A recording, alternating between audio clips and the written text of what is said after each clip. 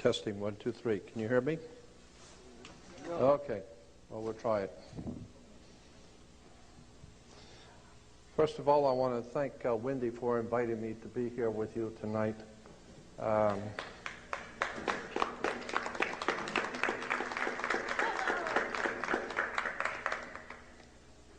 Yeah, that was a very kind gesture on Wendy's part. I wanted to speak here often in the past, but it wasn't to be. But Wendy is beginning a new year and a new project, and I think it's great, and I want to be a part of whatever she does. I want to thank you for being here, and I want you to understand that going out the gate, if you walk away understanding only one thing about me, and that is I don't wish to offend anyone, but Thomas Jefferson, I think I've got a little too much mic. Thomas Jefferson said, "I shiver when I think that God is just. I shiver for my country when I reflect on the fact that God is just." That's a very powerful statement. Because what he meant and what he was saying is that if we understand the divine presence in the universe, that one that men call God, if we understand anything about the divine presence in the universe, we understand that God is just, meaning that he's not a respecter of persons or people or concepts or ideas. God is above all of that. The divine presence in the universe I have the highest of respect for. But I also understand that God can be very cold, very crass. You break the law, what goes around comes around. You may be a wonderful person, you may be very sincere, you may have done wonderful things, you break the law, and what goes around comes around. There's no escaping divine retribution, period, because it's impersonal. It is totally impersonal. If you jump off a building, you're going to get your comeuppance quickly. If you do something against your friend, your family, your wife, your husband, or whatever, it may take a couple of weeks for it to come back to you. It may take a month or two. But whatever it is you put out there will come back. Bet on it. And that's why Thomas Jefferson said, "I fear more for my country when I realize that God is just."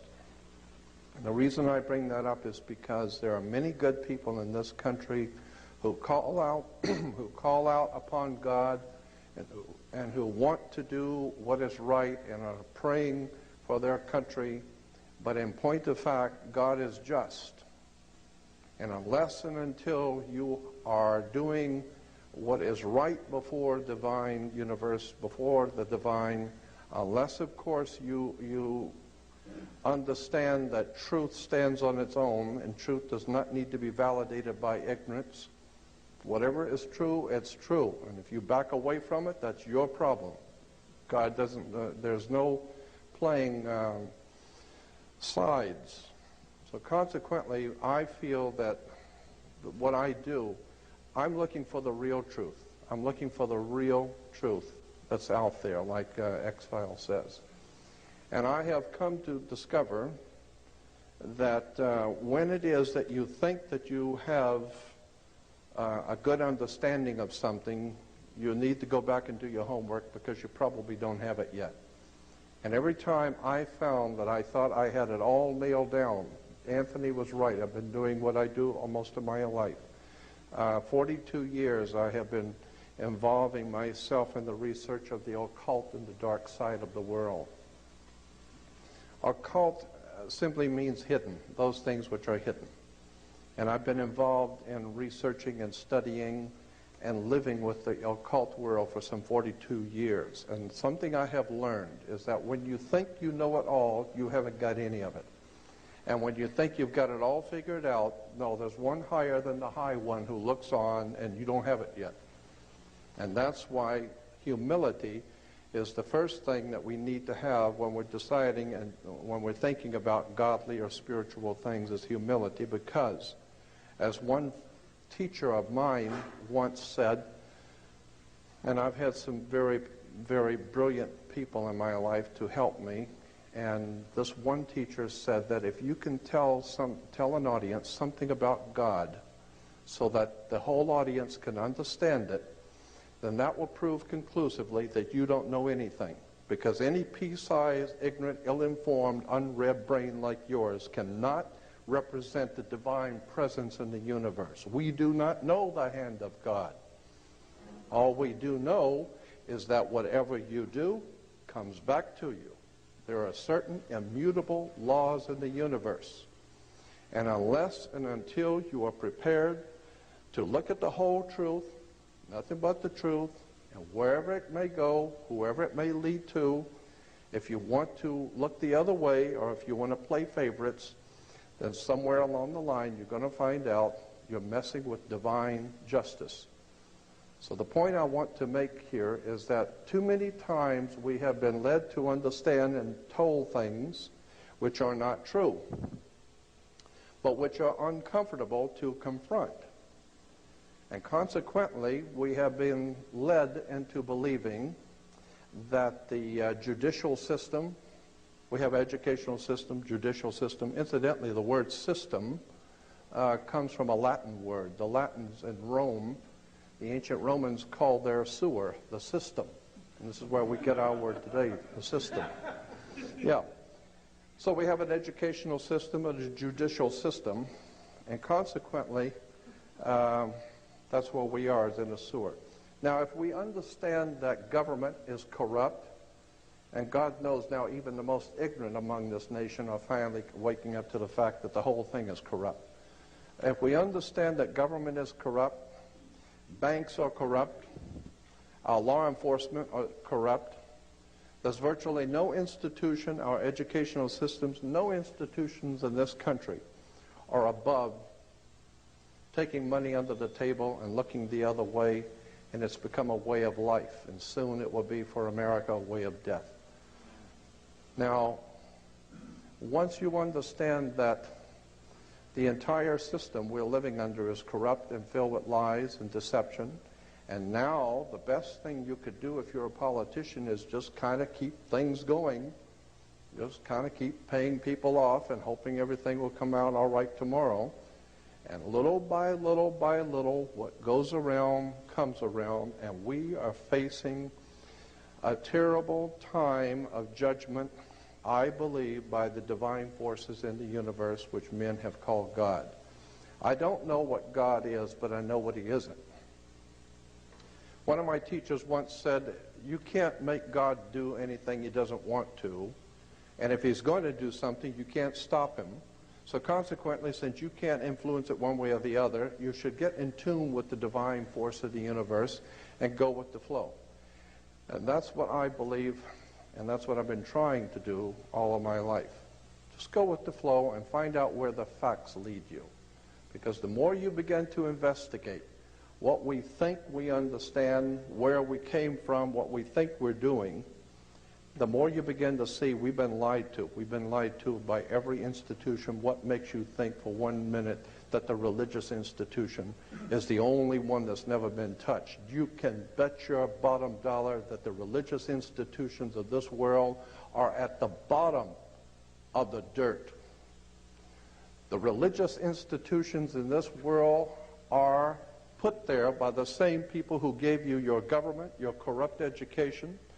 The Knights Templars who set up your international banking cartels in the 12th, 13th, and 14th century are the same people that gave you educational institutions, colleges. Where do we get the word college? College comes from the collegia, the Latin Roman college of cardinals. I mean, I could go on for hours just giving you examples. I mean, when you graduate, you come out with a square mortarboard, a black square mortarboard. What's all that about? Black square mortarboards. It has to do with the planet Saturn. Saturn, you know, we're told that in the Old Testament that the Hebrew people, the Jewish people, were worshipers of one God. That's never been true, not true now, and never will be true. That's just one more story that's been given to us. It's never been true. The Hebrew people were worshipers of many gods, many different divine beings. They were the most eclectic theology on the face of the earth. Next to modern-day Christianity is Judaism. Eclectic meaning it has collected from all over the world concepts and ideas and put it together and called it today Judaism. Judaism today is the most eclectic religion on the face of the earth. Virtually nothing of what it teaches is true. Virtually nothing of its supposedly background is true. And consequently, the world is filled with violence, bloodshed, or disorder. Good people are dying. There are children who are starving. Our world is in trouble. And people are calling out to God for protection. People are calling out to God to help our nation, and never realizing for one moment that the divine presence in the universe not listening. Why? Because you have your own concepts of whatever you think is true, whatever you believe to be true, but you have never confronted the real truth. The real truth is that the people who are in power, who put this system together, have been in power for thousands of years. This has been going on from day one. I have the highest of respect for the Bible. Anyone who knows me knows I read it and study it all the time. But I'm also well aware that there are encoded messages. The rabbis will tell you that in the Old Testament is filled with encoded messages. And I believe that Christianity is probably the most powerful encoded message the world's ever had. It's one of the oldest messages in the world, and I believe that the Christian teachings in the original scriptural understanding is the most important, volatile story the world's ever known. And it's sitting right in front of you, and most people don't even see it. It is an encoded story. And unfortunately, too many people who are ill-informed, unread, and who have not spent 42 years looking at theology accept what they read in the New Testament and in the Old Testament as actual history, when in point of fact, it is not actual history. There is a message behind the message. And consequently, if you're reading the Bible, and if you're looking at theological subjects from the Bible point of view, in a materialistic way, you're never going to see the obvious story sitting right in front of you. I believe that the story in the New Testament, and I'm concerned about this because I believe the world is now facing another dark age. I think that we are now preparing ourselves to go into a very dark time that's coming on the earth. And I believe that the message that's in the New Testament is a very powerful, symbolic, metaphysical story that is not very well understood today. Let me go back to the original Hebrew religion. Because it forms the basis for Christianity, we need to look at where did any of these things come from. I'm famous for doing that. I couldn't care less who I offend. I want to know the truth. And all you got to do is go to any good library and just start reading. There are hundreds of great reference books out there that tell you where things have come from. First of all of the things which are going on in this world today, from 9/11, all of the wars in the Middle East, all of the incredible bloodshed that's being spilled all over the earth, can be traced back to, and you might want to remember what I'm saying here, because I'm sure you're not going to make the connection when I first tell you, but I'm going to try and explain it to you. The things which are happening today, the people who are in power in this country, the great generals from around the world who are planning wars and violence and bloodshed, all of this stuff can be traced back to the planet Saturn. Saturn is a very, very pivotal, important concept in theology and religion. And most people have never been told any of this and have no knowledge of it at all. But the planet Saturn is very important in world affairs, in theology.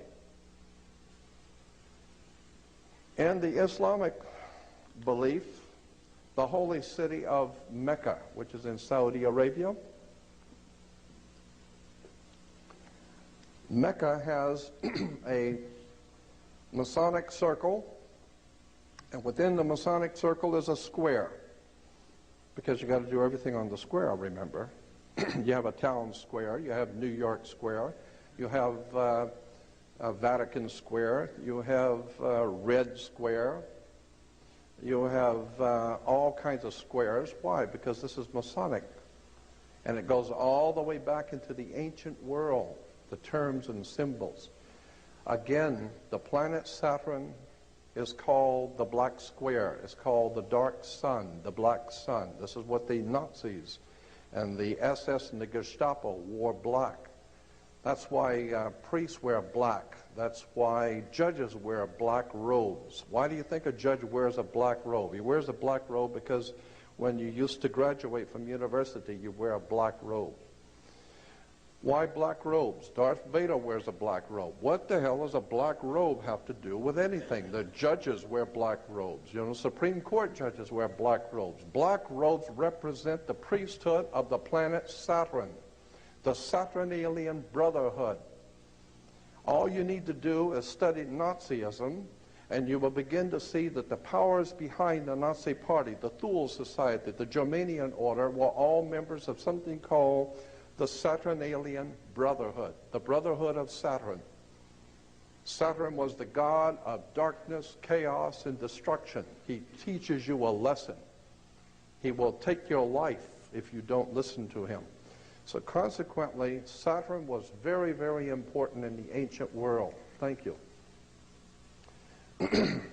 Saturn's name, incidentally, in the old Phoenician ancient Canaanite religion, in the Middle East, the old Phoenician Canaanite worship of the planet Saturn was the most important god of all the ancient world, was the planet Saturn, and his symbol, long before the Hebrews were ever in Cana, the symbol in Cana for the planet Saturn was a six-pointed star. Today we call that star the Star of David.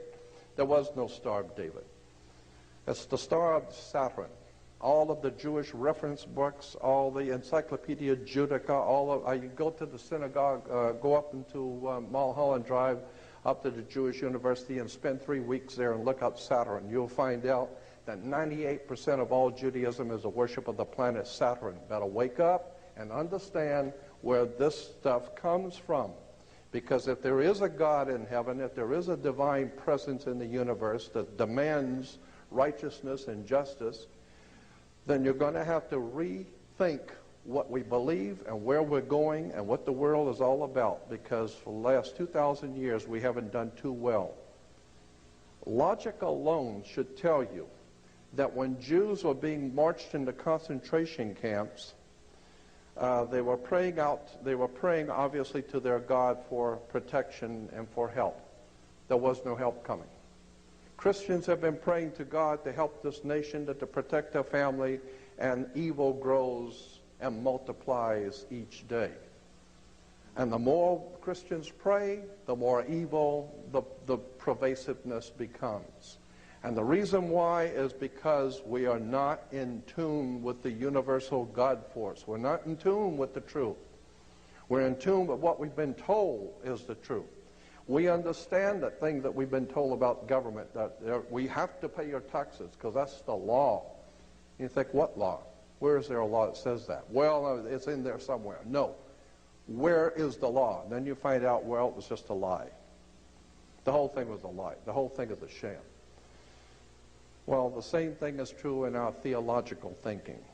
The reason why I'm bringing this subject up is because I feel it's important now in the year 2002, because I think that very soon we're going to experience some pretty dynamic spiritual things are going to begin to happen on the earth, because I do not believe that the divine presence in the universe that men have called God is going to allow this to go on much longer. But the way history has always shown us is that when God moves, theologically speaking, when God moves, people die. And consequently, I think that we are coming to a point where we're going to be in serious trouble, and that's why I want to help my fellow man to become spiritually prepared for what's coming. And the only way you're going to do that is understand where things come from and begin to appreciate we've been misled again. I have tons of videos, of slides I'd like to show, but there's so many things I want to talk about too. Let me get back to the planet Saturn. Saturn was referred to, as I said, its symbol was the six-pointed star. Today we call it the Star of David. Saturn was referred to as El, E-L. El was the god Saturn in the old Phoenician Canaanite system. And consequently, anyone that promoted the worship of El is where we get the word elder. You become an elder because you were worshiping El. And when you worship El and become an elder, then how did you get to be an elder? You got elected. So therefore we have elections. Now that you have been elected to be an elder, now you are one of the elites. Why? Because now you have moved up, like in an elevator. You are now moved up in society. Consequently, it's all money. It's all manipulation and exploitation coming out of Phoenicia, Canaan. It goes back to the old Sumerian, Babylonian systems of words and terms and symbols and emblems that have been used to manipulate the whole human race. Because our masters don't give a damn about you or your family or your destiny with God. All they care about is what they have always cared about, and that's controlling the whole damn world. Consequently, if anything's going to happen in this country to turn it around, we're going to need a renaissance, an intellectual, spiritual renaissance. Because you can't do it with arms. Adolf Hitler rose to power the same way George Bush did. It's the simple Mickey Mouse routine that it works every time. I'm ashamed of this country, and I'm ashamed of the people who call themselves Americans who drive around with a damn silly-ass flag on their car and not even realize that's not an American flag. All you got to do is do your homework. You'll find out that is a United States flag. And it's not even an original United States flag, because an original United States flag has these stripes going vertical, not horizontal. But who the hell knows that? Who cares? I mean, we just put a flag on your car and drive around like a fool. It is a disgrace. Somewhere along the line, we're going to discover we've been had, if we haven't already figured it out. I want to show you how the planet Saturn, the Saturnalian Brotherhood, the worship of the planet Saturn. Saturn's color was black. The black, each one of the gods and each one of the planets were associated with a different color. Green was associated with Venus, and that's why today in Islamic countries today you will see all of their flags and harlotry in Islamic world are in green. And you'll see the crescent with the star. Many people think the crescent is the crescent of the moon, but it is not. According to the actual research documents, the crescent on the Islamic flags is the crescent of the planet Venus. And the star represents Venus. It is a religion that is based on the worship of Venus, but which has incorporated the Saturnalian philosophy in it. So, like all the other religions, it is also a very eclectic religion. We hear that God's name is Yahweh. Let me tell you something about Yahweh. I mean, I've spent 42 years looking at this stuff, And as far as I'm concerned, I'm amazed at how many people don't even begin to know what these words mean. Yahweh is not the name of God. Yahweh in Hebrew is an expressive term. It's expressing something. It's describing something. It's not a formal name of God. Yahweh in Hebrew simply means, and the best way to explain what the word means is to take a garden hose and hold the end of it, turn on the water, and you feel the pressure building up. When you release the hose, it's a release of pressure. It's a release of energy. In the Hebrew, in the ancient Hebrew, the release of dynamic energy was called Yahweh. And it was always associated with sex. It's the building up of the sexual urge, and the releasing of sex in the sex act was referred to in the ancient Phoenician Canaanite system as being one with Yahweh, the explosion of divine creativity. That's why our Jewish physicists have told us the universe came into existence by a big bang.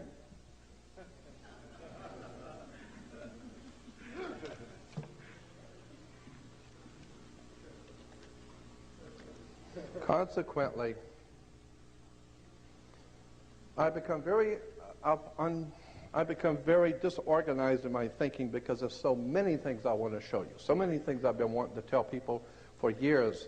I got to boil down 42 years into an hour or so. But suffice it to say that the planet Saturn is very important, and you need to remember that and do some research on it. And you will find that the Nazi Party was probably the most glorious Saturnalian brotherhood we've ever seen. Nazis were heavy into the Saturnalian system of philosophy, war, destruction.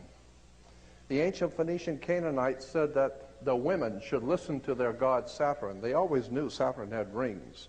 So they said the women should listen to their gods, so women were to wear earrings.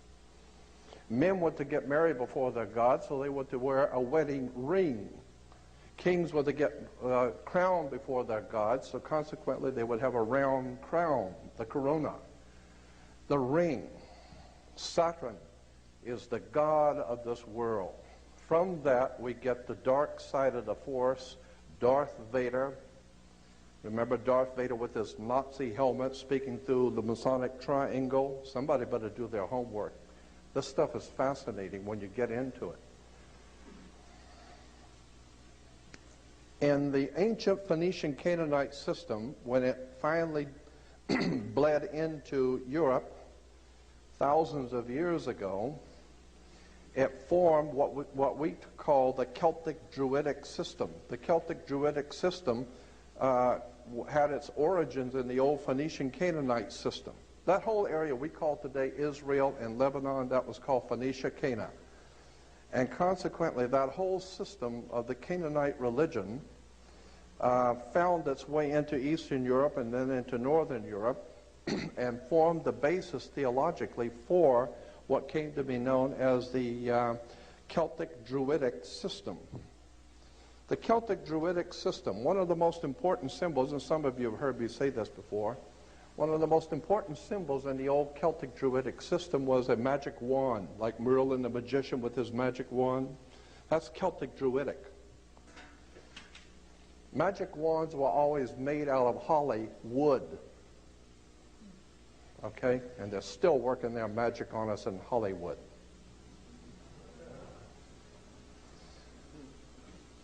The system that we are under is a most manipulating, exploiting system that's ever been put together. But I'll tell you one thing. The Steven Spielbergs and the George Lucases and the Michael Eisners and all the guys that run the entertainment world, all of them are many things, but stupid is not one of them. These guys are Class A, top-of-the-line intellectuals. They know the name of the tune.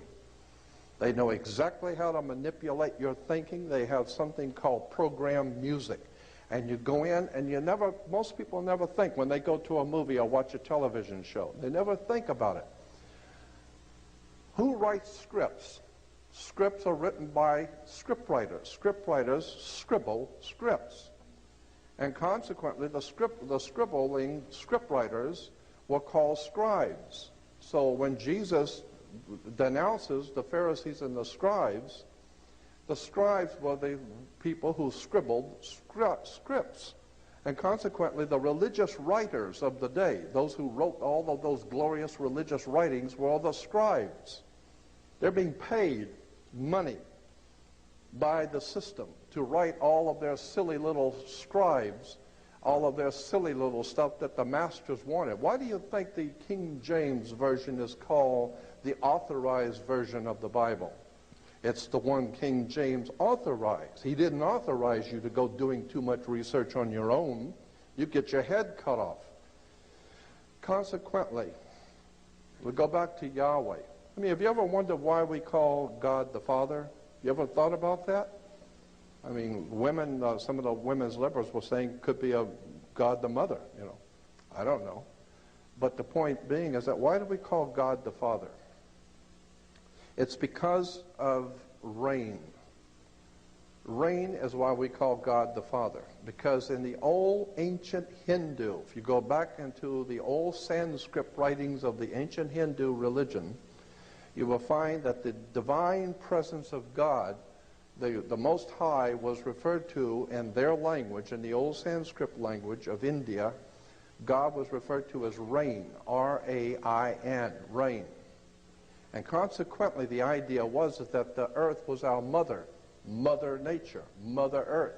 And Mother Nature gets impregnated with God's, the Father's, sacred fluid that comes and falls on the earth and impregnates Mother Nature because everything grows. And so once a year, there was a celebration of Phoenicia Cana when the spring rains would come. And consequently, the Phoenician Canaanites knew that the rains were coming and it was going to bring a whole new life to the earth. So consequently, they had a celebration of spring, and it was called the marriage feast of Cana. The marriage feast of Cana. And this is in the Bible. As I said, that there are many things in the scriptures that are hidden right in front of you. And if you don't know what they mean, you don't know where they came from, you'd be surprised when you begin to look at where these stories come from. The whole idea of the marriage feast of Cana was Mother Earth, Mother Nature asked God's Son, our risen Savior, and of course the Son is your risen Savior. As a matter of fact, if it don't come up, we're dead. So consequently, the Son was our risen Savior, and so Mother Earth asked God's Son to draw water. The water is drawn by the Son, so it can grow, it can fall on the grapes, and the grapes can be made into wine, so it changes water into wine. And this goes back to the old ancient Phoenician Canaanite, and even the Jewish rabbis will tell you that. Consequently, there are symbols and ideas and concepts in government which are put there purposely to mislead you. There are symbols and ideas in all of our systems purposely to mislead you. And I'm saying that even the theological basis for what we think we're doing has also been misled. And until such time as we get it right, we're never going to have that divine protection that the universe offers you when you're doing it right. And again, what I do is not to offend anyone, but I want to show you how these things have crept into our modern day society. Our international banking cartels, which control, finance, and organize and direct all of this corruption, wars, and bloodshed, and we're all well aware of that, but most people don't know that international banking cartels go back to the Vatican. The Vatican, as far back as the 5th, 6th, and 7th century, was the power of Europe. The Vatican dominated Europe, and Europe dominated the world. Even the Uniform Commercial Code, the international banking codes of the world, are based on Vatican canon law. I mean, that's why when you walk into a courtroom, why do you have to go to court? Does anybody ever wonder why you go to court? I mean, you play basketball on a court, and you play tennis on a court. The whole idea in a court is to put the ball back in the other guy's court. That's right. It's just a game.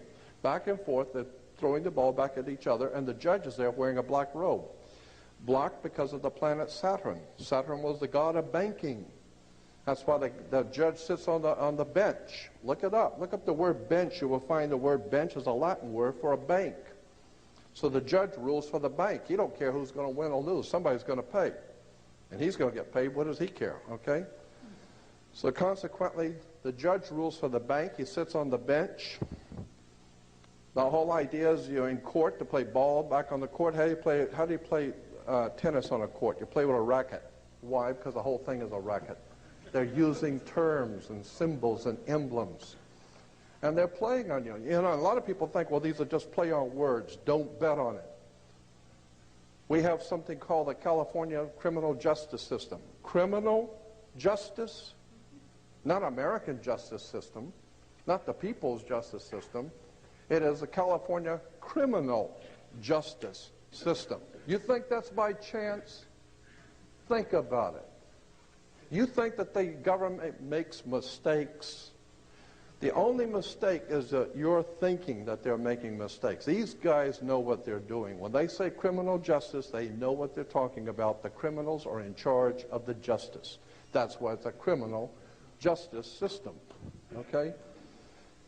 The mafia runs this town. I personally know that. Los Angeles is run by the mob. If you don't think so, they got their own license tags. The mafia has its own license tag that the police department does not touch. They see a mafia license tag, they do not touch it. I'm not going to get into that. But I can tell you that the mafia and the mob runs this country. And the Catholic Church is behind the mob. Period. My mother had an uncle when I was growing up as a child. I only remember him faintly because I was very little, who worked in the Vatican, Secretary of State's office. He was not clergy, he was civilian. And I grew up in my hometown having two uncles who were federal judges. My great-grandfather was a senator from the state of Florida, a very powerful man, and he died in office because they couldn't get rid of him. Why? Because he was mobbed, and everybody knew it. My Uncle Joe Valenzino used to come over every now and then with this big cigar and sit, and my father used to tell me, don't you ever, ever ask Uncle Joe what he does for a living. Ever. You just take whatever little presents and be cool and sit down, and if you open your mouth, I'll knock your teeth out. Okay? So I understood. There was a system in operation. My mother, my beloved mother, my father, my family, all of my family, including myself, were born and raised Catholic. So I'm not talking about the Catholic people. I'm not talking about the black people. I'm not talking about the Jewish people. I'm not talking about people. I'm talking about political organizations. We're talking about institutions that are financed all over the world. Huge, powerful financial empires. That's what I'm talking about, not the people. So I grew up understanding that there was a whole system in operation, and I decided at the ripe old age of 18, when I left home to come to California, I wanted to be on my own and do my own thinking.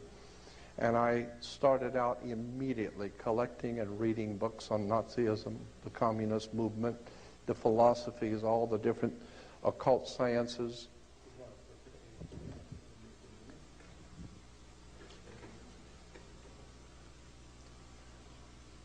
And it became apparent to me that the entire world system is corrupt. So what we have today on the world scene, we call them world governments and United Nations with all the different governments represented. In point of fact, what we're seeing is gang wars. We got the Crips and the Bloods and the East Side Gang and the West Side and this group and that group. And today we call them nations. No, they're only gangs. They're all corrupt, money-grubbing. And so consequently, what goes around comes around. And we're seeing the complete breakdown of law and order around the world, and I believe that there is a divine retribution coming, and this is what I'm trying to do, is make people aware that do not put your faith and trust in man in whom there is no salvation. Do not look to your religious institutions for any spirituality. They don't have any, I don't care what it is, they don't have it. The very word church, the word church is an English word. From the King's English, it goes back to a word in Scottish, kirk. K-I-R-K is church in English. Kirk in Scotland goes back to a Roman goddess, Circe. Circe goes back to a Greek goddess in Greece called Circe. Circe gave birth to Roman Circe. Roman Circe gave birth to Scottish Kirk, and Scottish Kirk gave birth to the English word church. So consequently, when you go to church, just remember it goes back to Mother Circe in Greece. Circe, if you go back to the library and get some books on Greek mythology, it will tell you that her name gives birth to what we call the church today. And Mother Circe was able to hypnotize people and bring them into her home, hypnotize them, and so that they would lose their mind and become animals, and then she would feed off of them, eat them and feed off of them. That's Greek mythology, Mother Circe. So consequently, Mother Church has done just that. She has hypnotized people, brought people into her house, and consequently lives off of them. One of the most important financial institutions in the world is the Roman Catholic Church, and all the other churches like the Mormons and Seventh-day Adventists and Christadelphians and Jehovah's Witnesses are trying to catch up with. Consequently, all you need to do is just go see Godfather 3, and it will tell you, that's a true story, Godfather 3, about the killing of the Pope, when the propaganda duet, the P2 Lodge of Freemasonry, had to get rid of the Pope, because he was a good man. That particular Pope was a good man, and he wanted to try and straighten out the church, and they figured they'd better straighten him out. So he was dead. He died on the 33rd day of his pontificate. He died on the 33rd day. I think that's interesting. And that's in the movie Godfather 3. Consequently, I don't know if you know this or not, but at the end of the Second World War, to show you another facet of the church's work, during the Second World War in 1945, actually early 45, when the German and the Nazis began to see that they were losing the war, and it became evident that the Nazis were going to lose, the powers that be in this world wanted to get the top Nazis out of Germany before the Russians or the other Allied forces came through and would kill them. And so consequently, the Vatican, along with the CIA, the American CIA and the Vatican, made a deal where the Vatican would provide for all the top Nazis their false passports, false ID, and slip them out of Europe and send them to Central America, South America, Uruguay, and Paraguay, which incidentally those two countries were founded by Jesuits. Probably some of the most powerful criminal syndicate in the world is the Jesuits.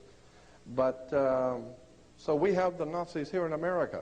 You know, we went to the moon supposedly with good old American ingenuity, like Dr. Werner von Braun and all those other Nazi fascist murderers that came here who are making money off of this people. And I'm just amazed when I watch the space shuttle taking off and you see all the Americans standing out there in Florida watching the space shuttle take off and everyone's applauding.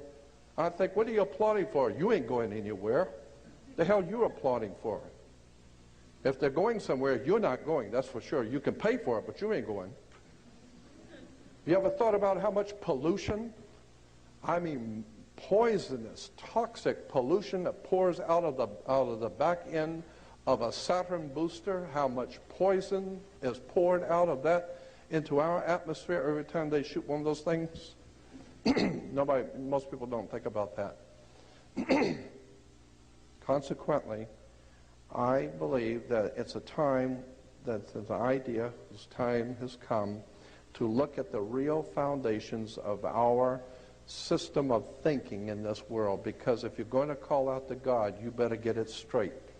Because there are too many times in the scriptures, and I again have to reemphasize my appreciation for the divine principles in the Scriptures. I believe that there is a profound story, especially in the New Testament. I think that the New Testament is a redemption story. But most people have no idea in the world what redemption means. Well, as a classic example, how many Christians understand what Christ means? I mean, you can't talk, I hear Christians talking all the time about Antichrist, and they haven't got the faintest idea what Christ means. How many people know what the word Christ means and where it comes from? I mean, how many Jews talk about the Holocaust and haven't got the faintest idea in the world what a Holocaust is? Oh, a Holocaust is a terrible tragedy. Oh, it's a big fire or something like that. It's terrible something. No. That's not what a Holocaust is. A Holocaust, according to the actual research documents, means a sacrificial, ritualistic burnt offering. When Abel and Cain and Abel in the Bible offered up a sacrifice to God, the word in the Hebrew Bible is they offered up their holocaust to God. So a holocaust is a ritualistic, sacrificial, burnt offering. Get it right. Why did the Jewish leaders in this country and around the world use the term Holocaust? Very interesting. I think that they are not telling us the whole story. Consequently, as I said, how many Christians use the word Antichrist and don't even know what the word Christ means? Christ comes from Christos. Christos in Greek means oil. That's why you have Pillsbury cooking oil called Crisco. Crisco is Christo. Christo is Christ. So Jesus Christ is Jesus the oil. I mean, that's what it means, Jesus oil. Okay?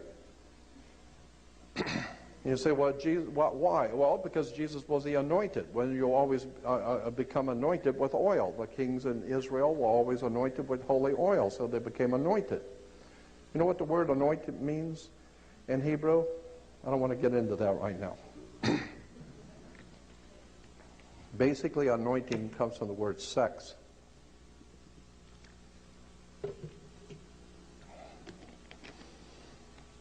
You'd be surprised how much sex is entwined in religion.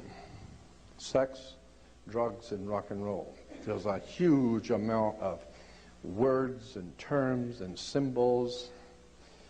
And when we begin to see how these stories have been put together and misrepresented, again, I believe that the Bible has been misrepresented. I think that if you go back into the ancient world and begin to see where the Bible comes from, who wrote it, and you begin to read the encoded story, it becomes fascinating stuff. And when you understand that, and I do a whole lecture, sometimes it takes 4 to 5 hours for me to do it, on astrotheology. Astrotheology is the basis for all religion on the face of the earth. It's called astrotheology. Happily, most people don't know that, so nobody's offended. But most people do not realize that astrotheology forms the foundation for virtually all religions on the face of the earth. It has to do with the worship of the heavens. And if you go back into the most ancient times, and this is a subject I've always loved, is ancient theologies. If you go back into the most ancient times that we know of, all nations of the world and all the ancient world agreed that the most evil presence on the face of the earth, the most evil thing in all the ancient world was darkness. When the sun went down, it gets cold, and the boogeyman comes out. And all of the predator animals come out. They're coming out because it's cold, and they're looking for something to eat. And humans are not designed to live like that. Humans have thinner skin and are designed by their creator not to live like animals. I mean, we couldn't live in a forest like a deer that is sub-zero and it doesn't seem to bother him. You'd be dead in about an hour. But the point being is that darkness was the most evil thing that man had to face. And consequently, all of the predator animals came out at night. And it got cold. And consequently, When the sun would come up in the morning, that was the one thing that saved the human race, is the coming of the sun, God's sun, the light of the world. Of course the sun lights the world. And the sun doesn't belong to China or Africa or anybody else. It belongs to God. So it was God's Son, our risen Savior. And of course the sun is your Savior, because if it don't come up, we're dead. But once you understand the concepts and ideas, then you begin to question, why did Judas go out and kiss Jesus? The scripture, you know how in the scripture talks about Judas went out and kissed Jesus? First of all, many Christians think Judas went out and kissed Jesus to identify him. Logic alone would tell you that's not true. If you just think about it. I mean, in a little Mickey Mouse town, and where Jesus would have been living, in a little small, it's not Chicago, it's a little small town, and even the Romans back in Rome knew who Jesus was, so everybody knows who he is, everybody knows what he's doing. And consequently, when the scribes and Pharisees, the religious leaders, decided they'd had enough of him and wanted to arrest him, you think they're going to have to send out somebody to find him and point him out? No, everybody in town knows who he is. Well, then why did Judas go out and kiss him? And most people think Judas went out and kissed Jesus to identify. It doesn't say that. It says he went out to kiss Jesus to betray him, not identify. What do you mean betray? That's interesting, because even the mafia today, when they're going to kill you, they give you the kiss of death. They've kissed you off. Why? Because in the old ancient world, when a scorpion bites you, the scorpions in the Middle East have two stingers, one on top of the other. And when they bite you, they leave a cut in your skin that looks just like a human lips, looks just like lips. And consequently, the ancient people said that you just got the kiss of death. He just kissed you off, okay? And consequently, that's what Judas was doing, giving him the kiss of death. Why? It has to do with astrotheology. Very interesting stuff. Now, I could talk all night on this stuff because I love it, but I wanted to show you a few, because I believe that seeing things are a lot more impressive than just hearing me talk. If you remember Indiana Jones and the Last Crusade, Indiana Jones and the Raiders of the Lost Ark, first of all, when Indiana Jones is going out to look for the Lost Ark, we're talking about the Ark of the Covenant. Where's the first place he goes to? He goes to Tibet. Now, why would you go to Tibet if you're looking for the Hebrew Lost Ark of the Covenant? Well, it's because Tibet has something very, very important connected to that symbol of the Ark of the Covenant. You better go back and look at the Buddhists and the Tibetans to understand the Ark of the Covenant, period. Second, where does he go? Once he goes to Tibet, who does he find up in Tibet looking for the Lost Ark if it isn't a Nazi? And consequently, where did they go from there? He goes directly to the Holy Land to look for the Lost Ark of the Covenant. No, he goes to Egypt. Why Egypt? It's because Steven Spielberg has many things, but stupid ain't one of them. He goes to Egypt because the whole idea of the Lost Ark is Egyptian, not Hebrew. 1,000 years before Hebrews were ever in the area called Egypt, the Egyptians had something called the Ark of the Contract.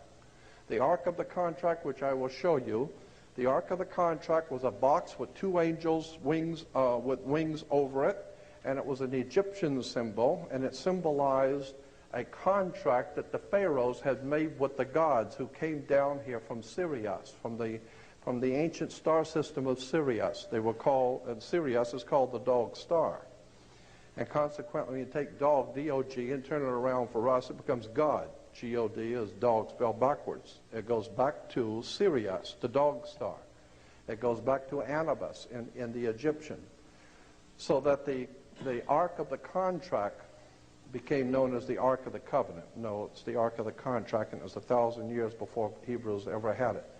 Consequently, when you understand our symbolism in theology and religion, you come to find out that we have been sold a bill of goods on so much. And why do you have these institutions that the religion, philosophy, politics, all of these systems are institutions which are being financed, organized, and directed by the people who mean to put you into bonds and chains. God has created all of the animals to be free. He created everything. God, who has created all things, freedom is the one thing that you see everywhere, except for man. And consequently, the real freedom in man is up here. Consequently,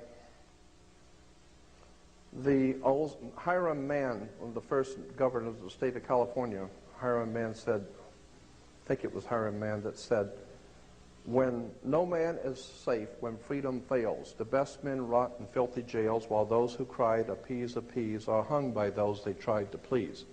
Meaning that there can never be a common cause with darkness. There's no place for light dealing with darkness. You have to know the truth and seek the truth, and the truth will set you free. That's an old adage, but it's true. The more you educate yourself, the more you understand where things come from, the more obvious things become, and you begin to see lies everywhere. And now you're in tune with God, and now you can begin to see where things have come from and where they're going. Let me show you a few slides, because I got tons of them, and you don't have to put that in right now. No, I just got that just in case something were to happen. Okay. So let's assume that it's not going to. Never assume anything. Yeah, I know that. Last time I did, I was wrong. Okay, let me just give you some examples of the kind of thing I'm talking about, the things that we see every day and we don't realize where they've come from.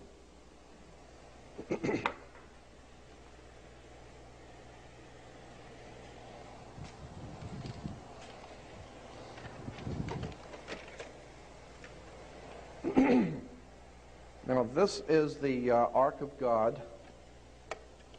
You'll see this is the New York State seal. In New York, the State of New York seal, you will see in the middle is the lost Ark of the Covenant. Here it is, the Ark of the Covenant.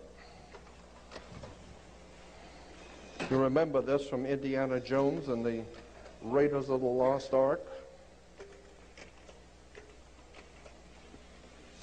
And here it is again.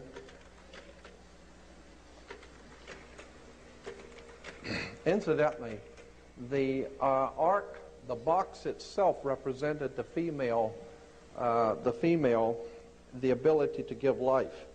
And so the priest would drop blood in front of the ark, representing the menstrual cycle of the female, because it had again to do with sex.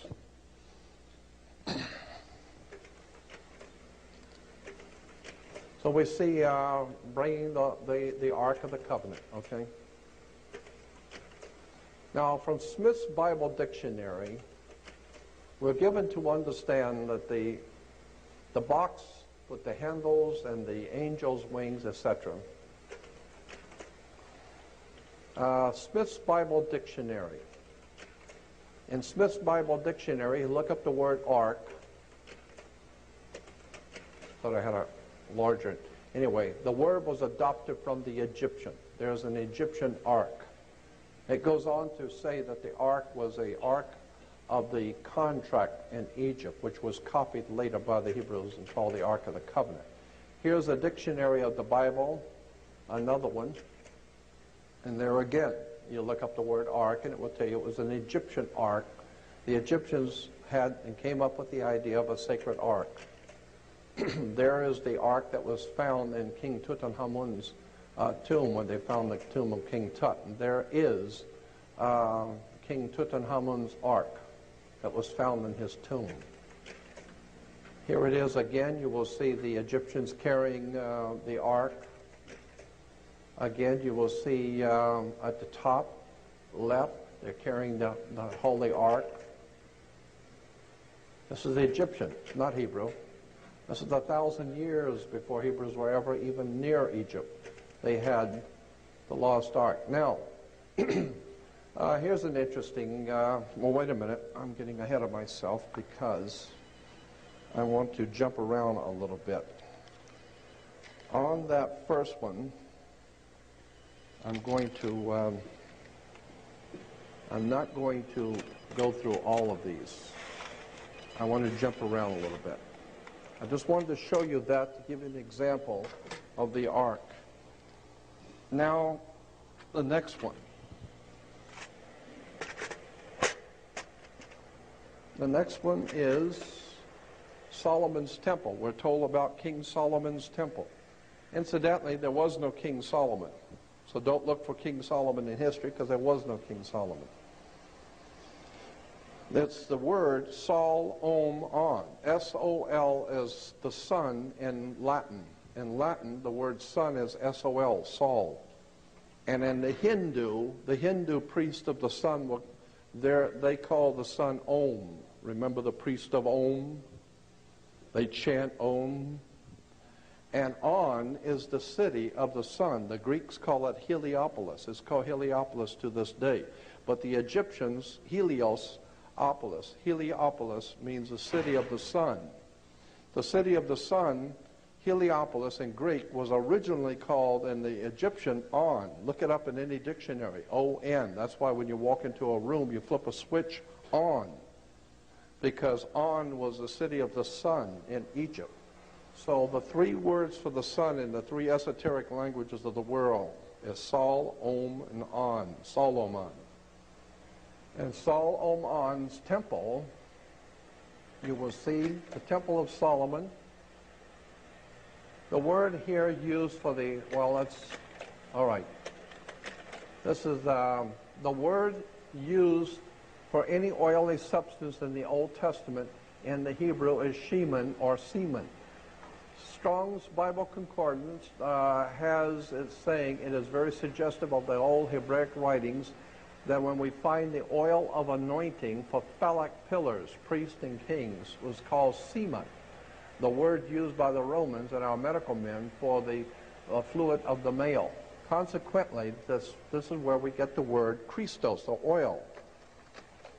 Now, here is a ground plan for the Temple of Solomon, Solomon's temple. And now we're hearing so much about how the fraternities are wanting to, in the Middle East, want to rebuild Solomon's temple.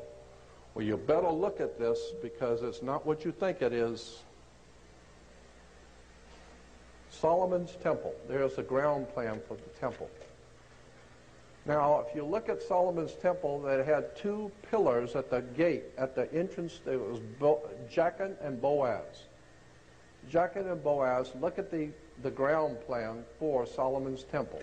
Here's what it really is. You'll see the male phallic, and it's within the female.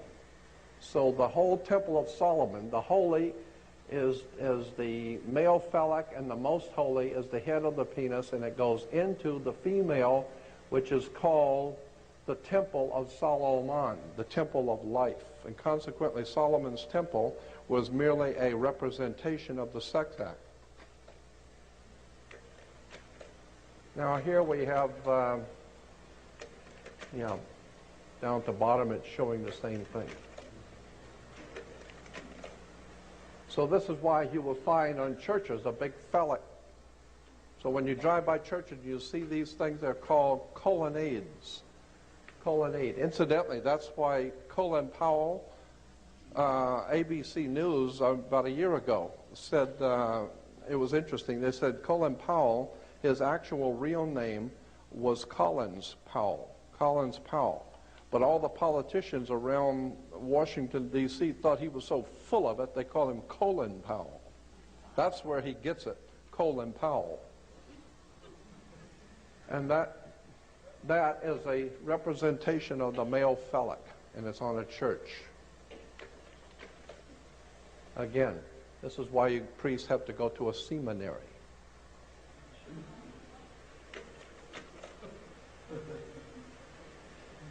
Here it is again. Here's another temple. You can tell the layout of the temple.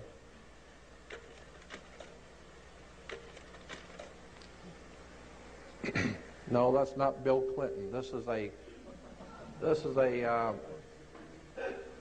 is a Egyptian god named Min, M-I-N. And you'll see the Egyptians climbing the pole. It's called the ceremony of climbing the pole of Min. The pole, of course, is the representation of the male phallic. One of the most important is that of the maypole. This relic of pagan tree worship originally represented the cosmic axis and the phallic power of the sky god. Here are dancing around the maypole and have no idea in the world that women are dancing around the male phallic. And I think, and the Christians once a year in September have something called See You at the Pole, and have no idea in the world that it's the same old idea of see you at the pole, dancing around the male phallic. These are called scepters of power. These are symbols of male power. Yeah, that's what it means. So when you see these symbols in their hands, it represents the dominance of the world by the male sexual principle. Okay?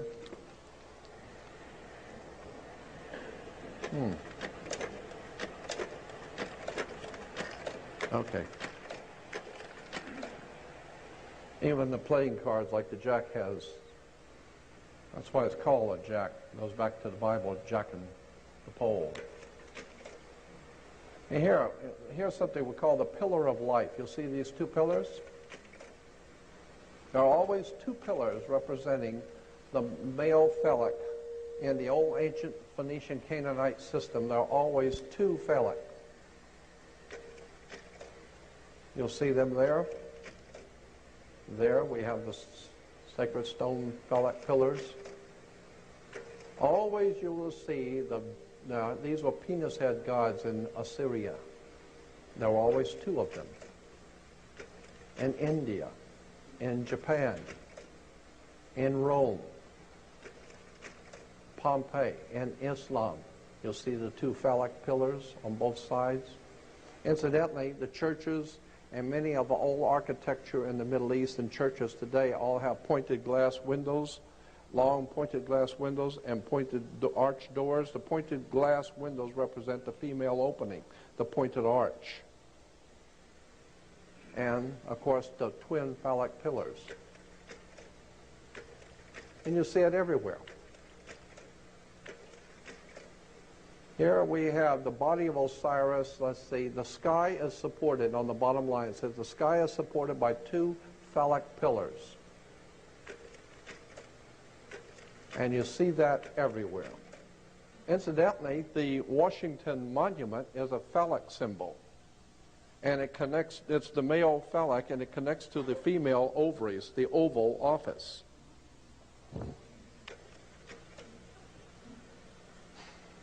The Egyptian idea, the Egyptian convention of twin phallic pillars at the temple gate was copied by the temple at Jerusalem, where the right pillar was named Jachin, God makes him firm, and the left pillar was named Boaz, eagerness and strength. What are we talking about? Jachin makes him firm, and eagerness and strength? That's in the Bible, 1 Kings.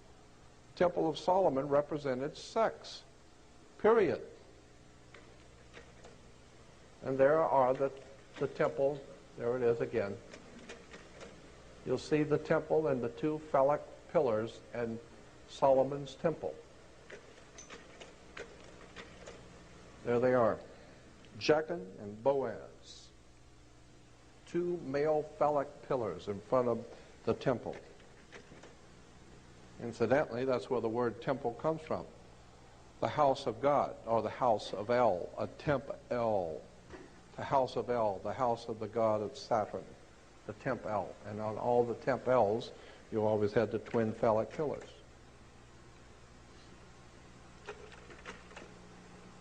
There it is in downtown, on Wilshire in downtown Los Angeles, the synagogue has the two phallic pillars. You see it all over the world.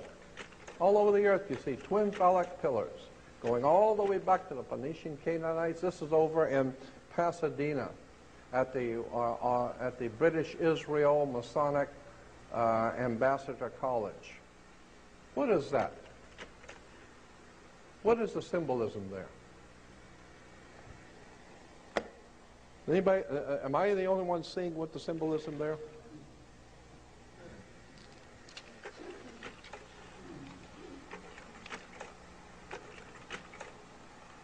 There's the king with this phallic symbol on both sides of the...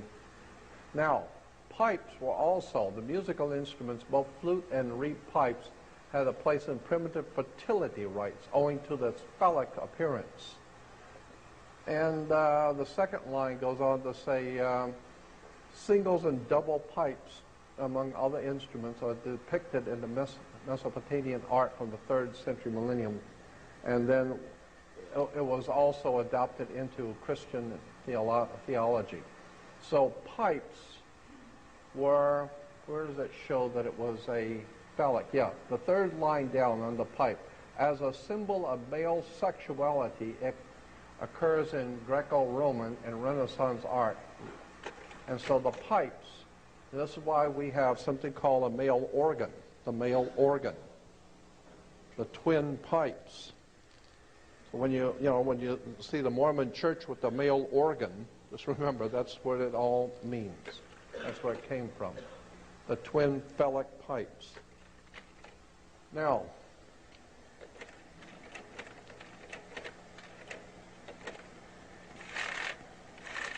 enough of that is enough. We'll go on to the next one. Again, while I'm doing this, is I'm showing you how things we think we understand and we're used to seeing never even occurred to you what these things mean. Let's see. This one goes from 27. All right. Okay. As far back as the ancient petroglyphs with the sun symbol, this is from the Bronze Age. This goes back thousands of years. You will see carved on stones in Russia and all over Europe as an interesting symbol. It's the symbol of the sun, petroglyphs with the sun symbol. So that's an ancient, going back to the Bronze Age.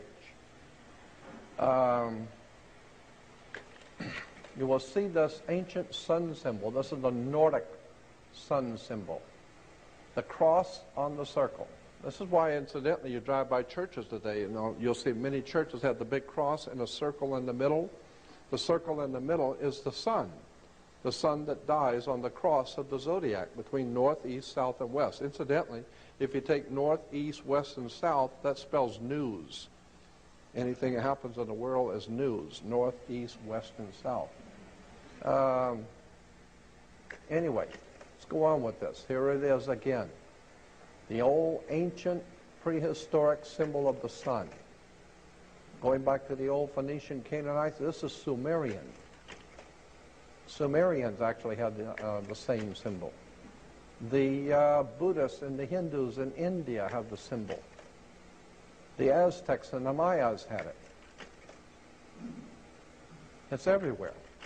The cross in the middle of a circle. One of the oldest symbols in the world for the sun. This is in Iraq.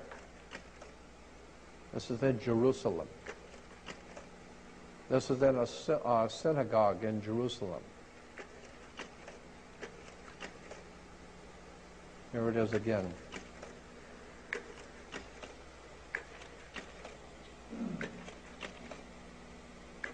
Always is the cross in the circle.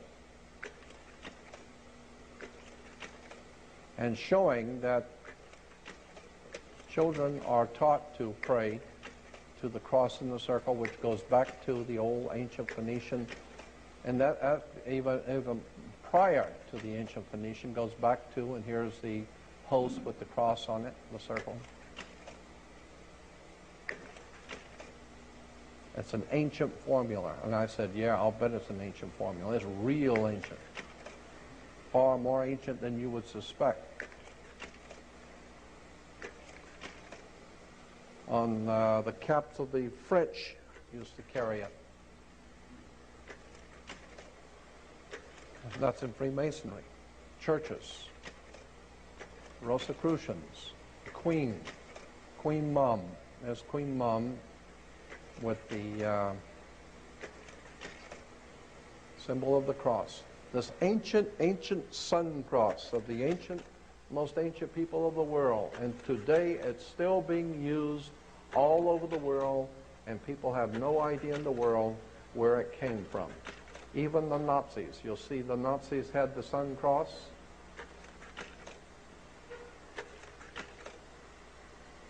Nazis with their sun cross.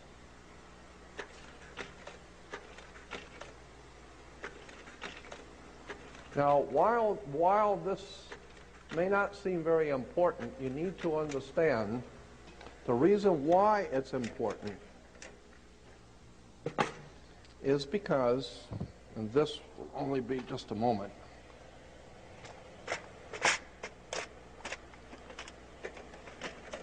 even the Pope wears the sun cross. There it is again at the Vatican.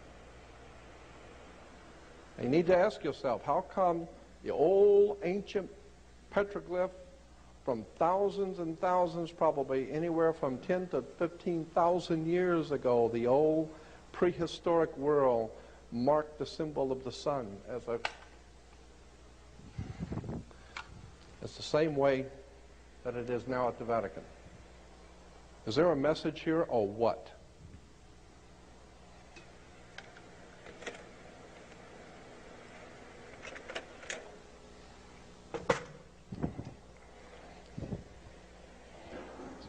So when you talk about God's Son being the light of the world, you better look at it, because there's something else going on here.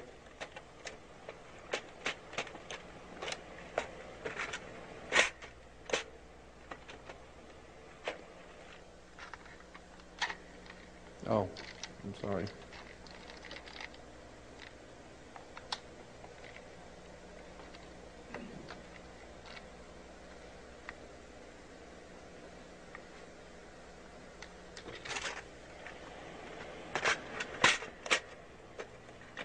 Now, what is this? This is number 5. Yeah, this is number 5. Okay. Okay, yes.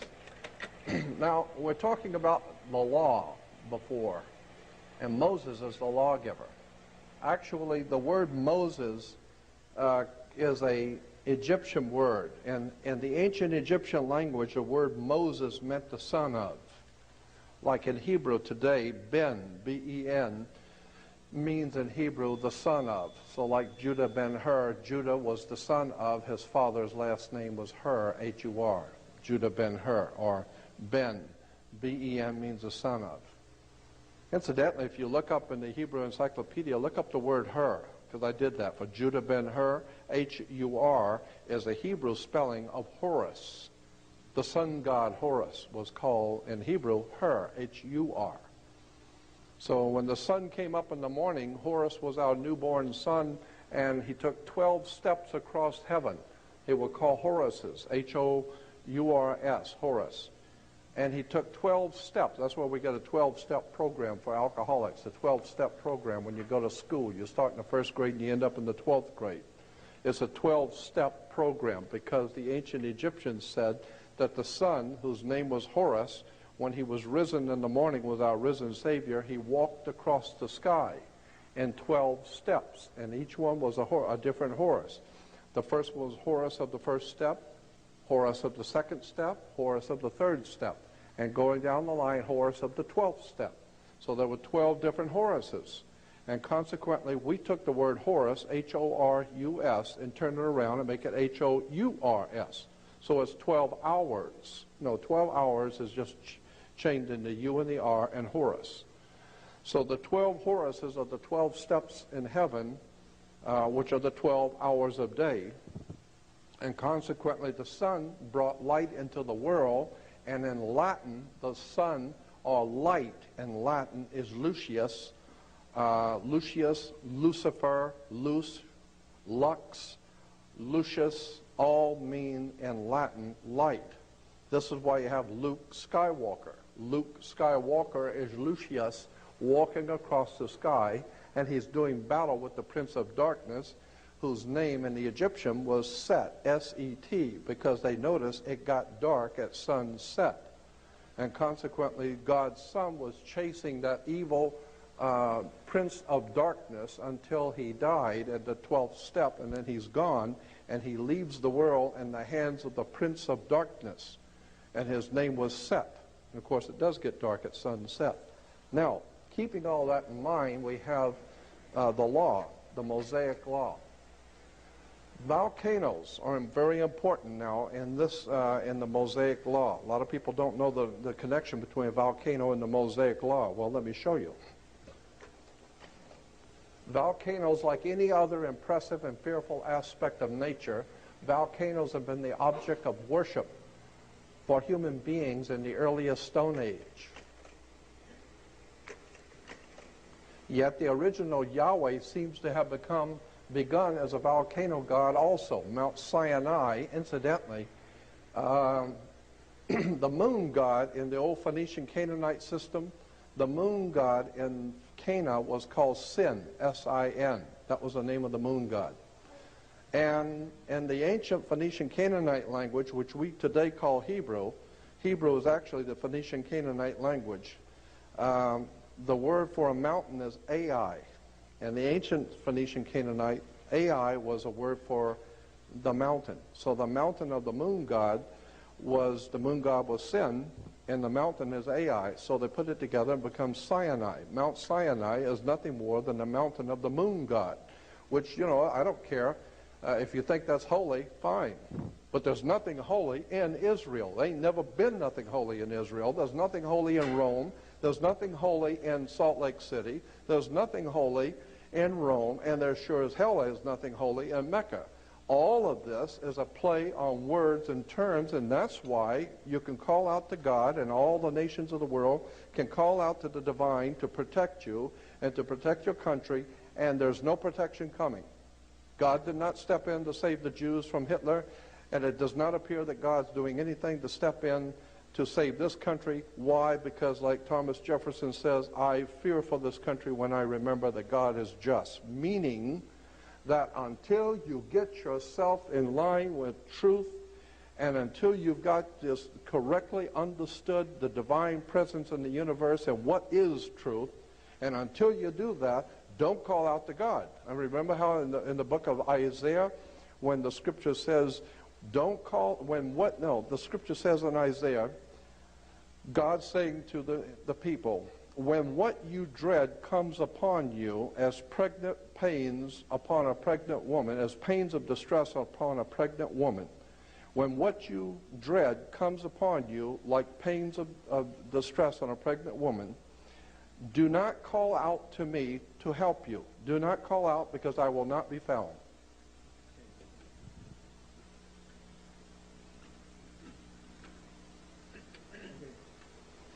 Quite simply meaning, until you get your theology and your life in tune with the divine universe and that divine universal God force in the universe, until you start getting yourself in tune with the real truth of who God is and who created this universe and how it all came into being, until you're ready to do that, don't call out to God for anything.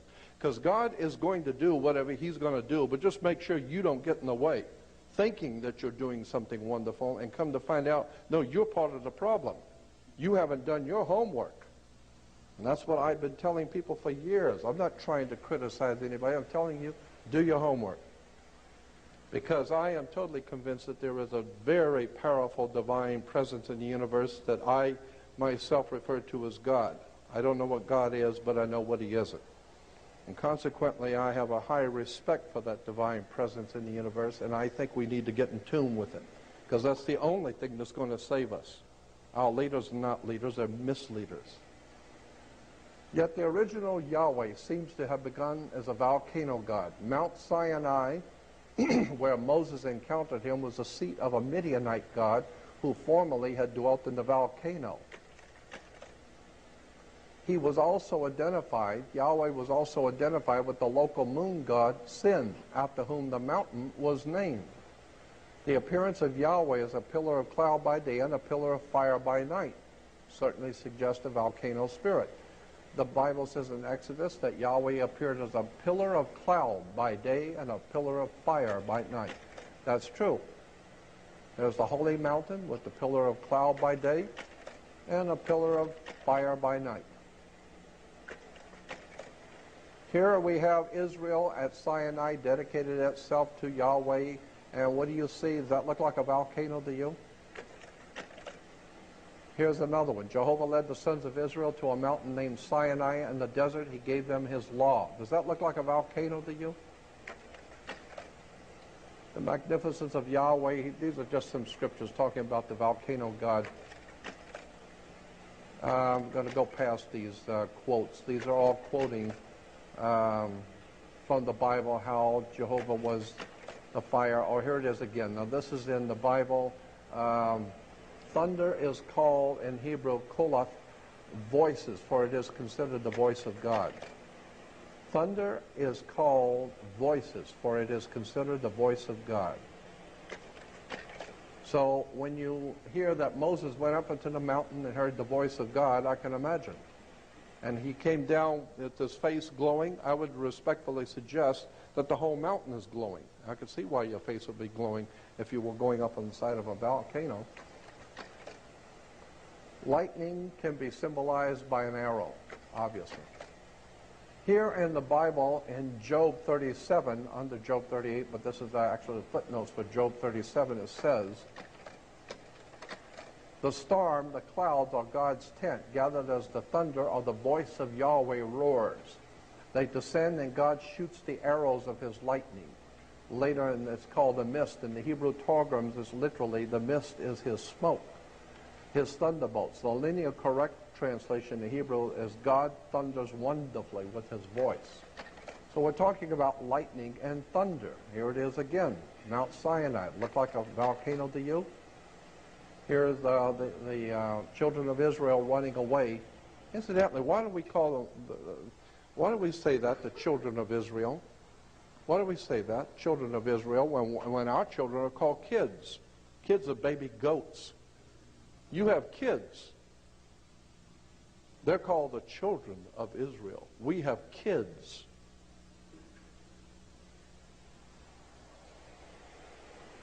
Mount Sinai, does that look like a volcano to you? Here is Moses. Incidentally, Moses takes the law and he throws it down and breaks it. He was the first lawbreaker.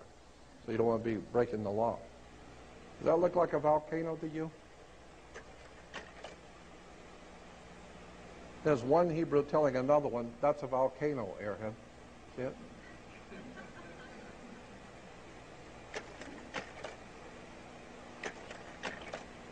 There's Moses up in the volcano. Here is from the Encyclopedia Judica, one page. It gives the symbols for each one of the holidays, like Rosh Hashanah, Yom Kippur, Hanukkah, Feast of Purim, the Passover, and the Feast of the Giving of the Law is in the lower right. The Feast of the Giving of the Law. There it is. The Feast of the Giving of the Law. Does that look like a volcano to you? Huh?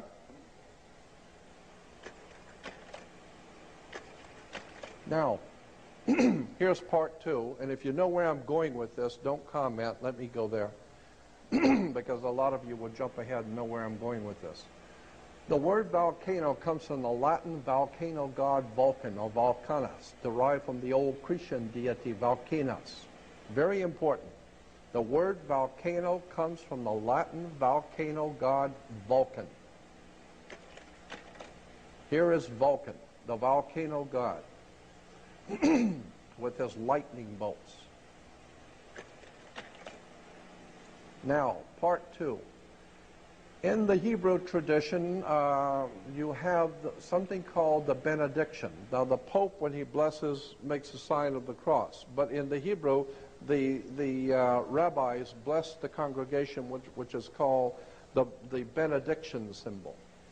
And so the benediction has been used, the benediction or the blessing. Here, the Pentateuch scroll crown with the hands raised in a priestly blessing. Here in downtown Los Angeles, you will see the the Hebrew priest giving the priestly blessing. This is called, and here, indeed the Lord is high, and yet he looks upon the lowly, and you will see the priestly blessing. Again, the black robe for the planet Saturn, and Yahweh connected to the volcano god Vulcan. This is why Mr. Spock is a Vulcan. The rabbi and Mr. Spock. It's all Jewish religion, Hollywood, sex, drugs, and rock and roll. And the Gentiles just love it. Can't get enough of Hollywood. Can't get enough of it. And that's why God has withheld his protection from our nation. This is why our country is now in the darkest period as has ever been, because we have given ourselves over to ignorance, stupidity, ill-informed religious philosophies, and have not come before God with a trite heart and wanting to know the full truth. Here we're told about the manna from heaven. I don't know if you've ever remember, Moses was leading the children of Israel to pick manna from heaven. They would find manna from heaven on the ground each morning, the scripture says. Here they are picking up the manna from heaven on the ground each morning. Here in Exodus 16:14, it says, "And when the dew that lay on the ground was gone up, behold, the face of the wilderness, there lay a small round thing, as small as hoarfrost on the ground." So now we know, and the next one in 15 says, "And when the children of Israel saw it, they said to each other, to one another, it is manna, for they did not know what it was." In Hebrew, manna simply means, what is it? I mean, they tried this stuff and said, God, what is this stuff? You know? So what is it? They don't know. Well, what is it in Hebrew is manna. So they call it manna. Well, what is manna? The manna from heaven was a small round thing, and it says when the dew that was on the ground, of course, when the sun comes up, it evaporates, and behold, upon the face of the wilderness there lay a small round thing. Manna, meaning Hebrew, what is it? And it's 7 characteristics from the old ancient world. Small, round, wafer-like, sweet, could be hard, can be melted, and it was obviously from heaven. Because when you ate the manna, you could talk to God. Well, now we found out manna was a small round thing, mushrooms. And here are the priest of Israel. Here's the Hebrew priest of Israel wearing a mushroom on his head. The mushroom headdress. I've often wondered, see, because the mushrooms were a hallucinogenic drug. And I've often wondered, is that why they call the priest high priest?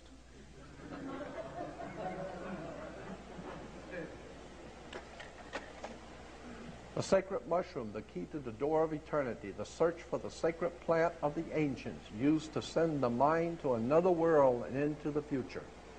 Let me tell you something. I've never tried any drug in the world ever. Not pot, nothing. Ever. However, I am not so stupid as to not be well informed about the potentials for the mushroom. The magic mushroom, from all indication, is a sincerely important discovery that was made in the ancient and prehistoric world. This stuff works. The magic mushroom and other hallucinogenic drugs like that do something to the electromagnetic forces in the brain to open up your mind and open up your spirit to all kinds of profound things that you're just totally not aware of. So, while this is a hallucinogenic drug, nonetheless, this is a very important stuff here. Magic mushrooms are not to be laughed at. It is not a light thing. This stuff is very serious stuff. And that particular kind of mushroom is called a Amanita muscara. The sacred mushroom and the cross, John Allegro, the third man in charge of the Dead Sea Scrolls, wrote this book. The sacred mushroom and the cross, a study of the nature and origins of Christianity within the fertility cults of the ancient Near East by John Allegro. John Allegro was the number 3 man appointed by the state of Israel, England, and America in charge of the Dead Sea Scrolls. The top 3 men that were picked in the beginning were all fired because of what they said was in the Dead Sea Scrolls that was not supposed to be said. All 3 men were fired. There is the Amanita Muscara. Here in the catacombs of Rome, under the Vatican, you will find paintings in the old catacombs of Amanita Muscara being the sacred tree of knowledge of good and evil. Well, the whole concept is if you take the mushroom, it opens up your mind to all kinds of off-the-wall things. And of course, you can talk to God. Here's a small group of mushroom heads. Here's another bunch of them. The chump there with the big beard looks like he's been on it for a while. Some more mushroom heads. There they are. So when you see these mushroom headdress, just remember that's where it comes from, mushrooms. The high priest and all the ancient world, all of them took mushrooms. Okay? So that's it on that. There it is, the high priest of Israel with the mushroom. Now,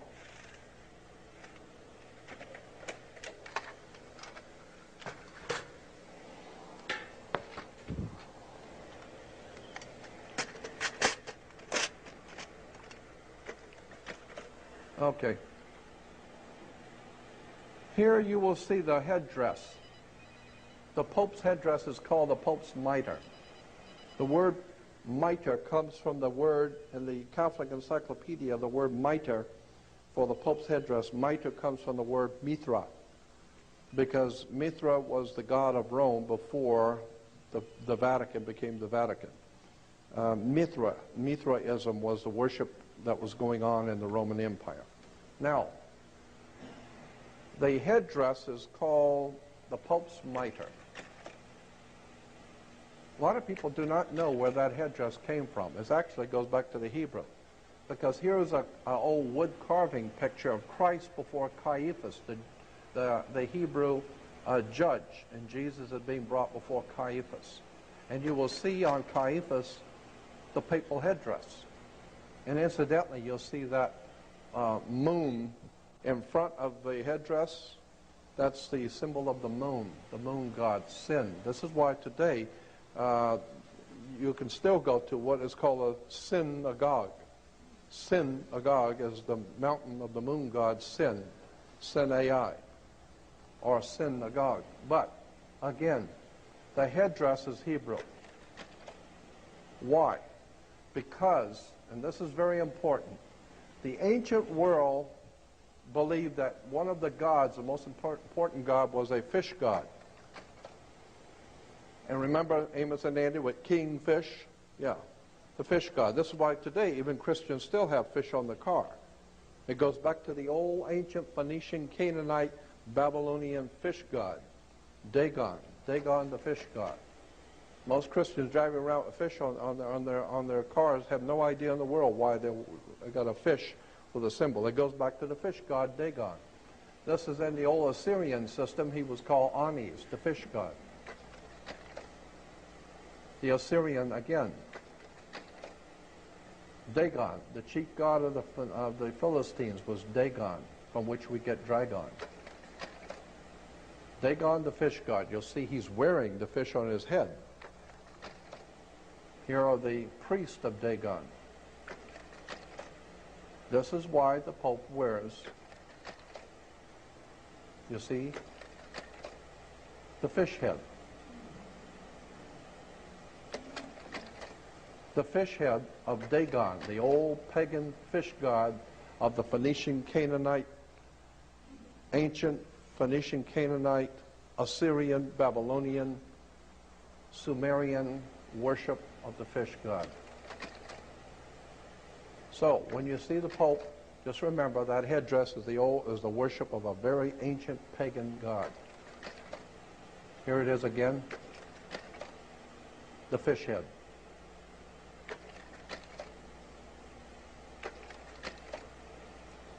Here are the black robes. Why black robes? Why black squares? The black robe is the black robe of the planet Saturn. Again, here are the judges all swearing allegiance in Nazi Hitler. And here are the priests in, incidentally, the priest uniform is called, here it is, just a minute, all black robes. Why black robes? Darth Vader wears a black robe. Yeah, devil worshippers wear black robes. Ayatollah Khamenei wears a black robe. Yeah. Yeah, Omar Gaddafi wears one too. There they are. Some of the most bloodletting murderers the world has ever seen. The Order of the Garter. In England, you will see Churchill on the lower right. It's called the Order of the Garter. The black robes. It's very, very extremely powerful secret society in England called the Order of the Garter. Many people think it's like a woman's garter. No, no, it was the guards who guarded the powers in England. They guard the powers. They are like a mafia, underworld organization. A very powerful secret society with the black robes and the red strips. The red represents the same thing as the red, the scarlet-colored wild beast of Revelation. The red is very important, and you'll see they're also wearing this, the old ancient symbol of the cross.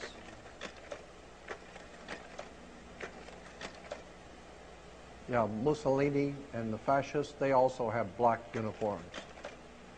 This particular uniform, this particular robe the priest wears is called a Geneva robe. Geneva. The reason why it's called a Geneva robe is because the Vatican has dominated Europe for some 2,000 years, and Europe has dominated the world, and therefore international maritime admiralty law, the law of international banks, is based on Vatican canon law. This is why the Vatican has a Swiss guard. The Swiss guard the Pope. Why? Because it's symbolic. The Switzerland, which is the home of international banking, is guarding the Pope because he's the boss of all bosses. Michael Corleone goes to the Pope, right? Mafia bows before the Pope. International drug traders bow before the Pope. The Pope is probably one of the most fierce, diabolical people the world has ever known. I know. I was born and raised Catholic. I listened to my uncles who were federal judges. I listened to my Uncle Joe. I listened to the people I've read and studied for 42 years. The Vatican is a symbol of world criminal, world empire. And if the Protestants think that they have protested against Rome and gotten something cleaner and better, you've got another thing coming, because 99% of Protestantism came directly out of the Vatican Catholic Church, and neither one of them are worth a damn before God. Somebody had better start doing their homework and understanding that we have been misled away from the true and divine presence in the universe that men have called God. And I am totally committed to trying to help people to learn and see how these symbols have been foisted on us and we didn't even know it. You see Heaven's Gate. Remember this idiot? Heaven's Gate. A gate is a door. I'll run through this very quick. A door or a gateway is an entrance to the realm of the dead. In the Shinto, they have the Heaven's Gate. And I'll run through this very quickly, but it's important. You'll see there's the sun door, the sun gate in Egypt. And the old Aztec, Mayas, and Incas had the Heaven's Gate, or the sun door. The universal belief that the sun door of immortality represented the monolithic gateway of the sun. There's the heaven's door, the heaven's gate, the sun door. Consequently, the whole concept of the sun door was to go through the door into the world of the dead, into the occult world beyond. Here's the winged sun door in the Hindu.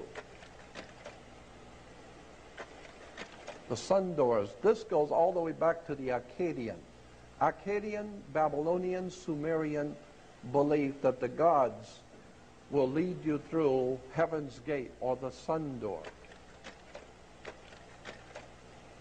There is the old Phoenician Canaanite god going through the sun door. Here in the Vatican, you will see a colorful ceremony at the beginning of the Holy Year where the seal is broken on the holy door.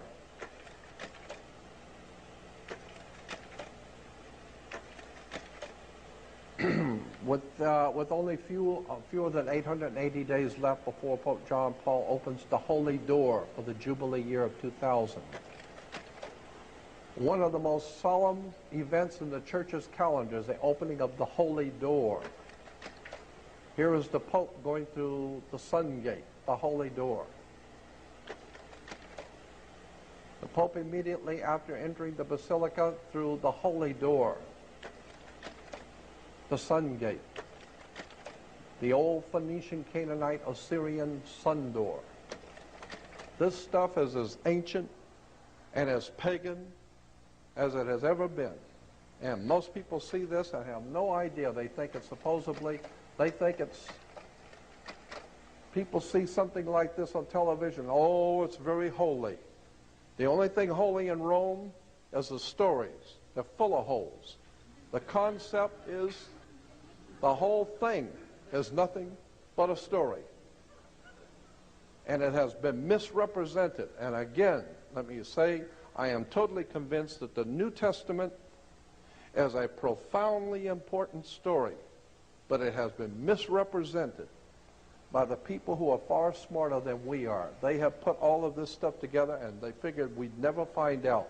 Well, I've taken 42 years of my life to go through this material, and I haven't even scraped the surface. I could go on for weeks talking about this kind of thing. The point I'm making here is that we need to wake up and find out what these symbols mean. I think this is getting where, yeah, here it is, Rome. Rome in the first century. I don't know if you know this, but in the first century Rome's seat of power, where Caesar ruled from, was called Capitoline Hill. Capitoline Hill. And the temple of Juno Moneta was a part of Capitoline Hill.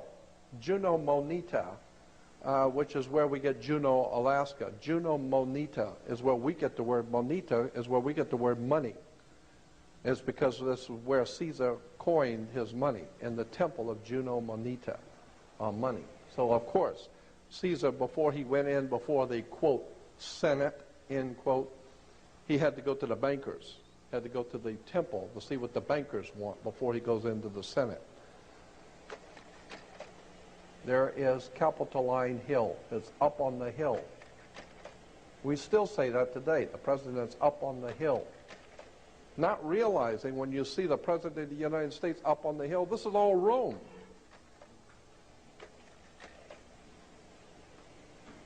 Okay. One last one.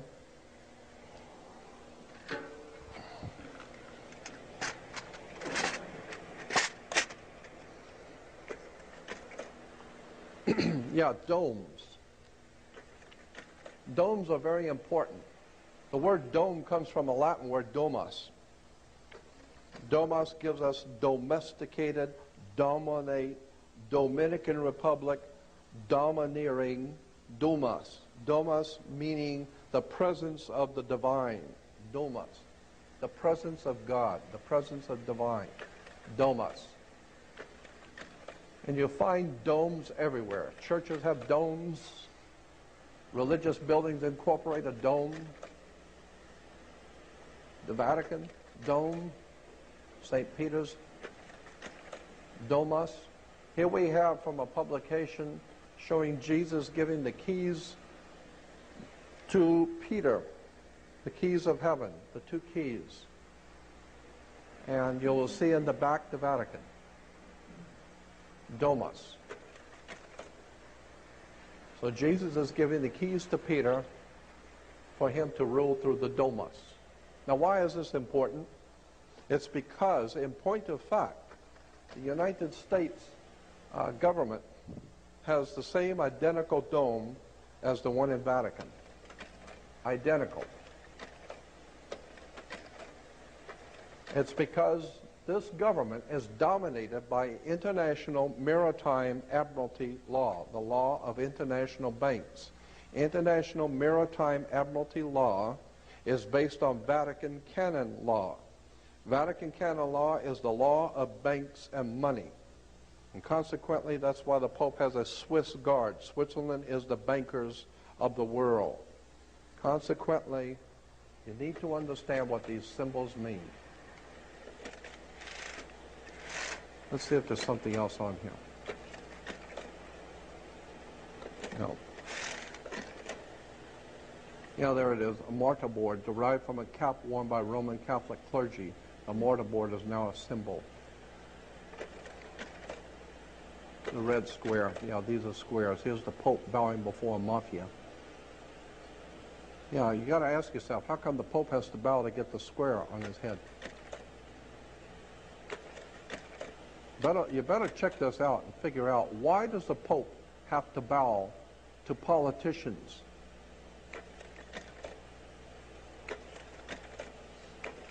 The square, the red square. Isn't that what where Russia was, the Moscow was ruled from? The red square? The red square.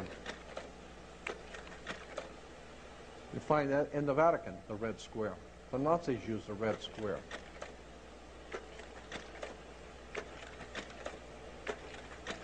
I mean, even Union Bank uses the red square. And incidentally, the Union Bank goes back to Adolf Hitler. Adolf Hitler founded a bank with the gold he got from Jews. He founded a bank called the Reichsstadt All-German Union Bank. The Reichsstadt All-German Union Bank.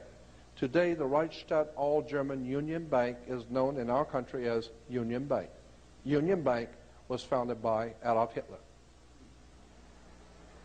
But don't take this personal. It's just business. Understand?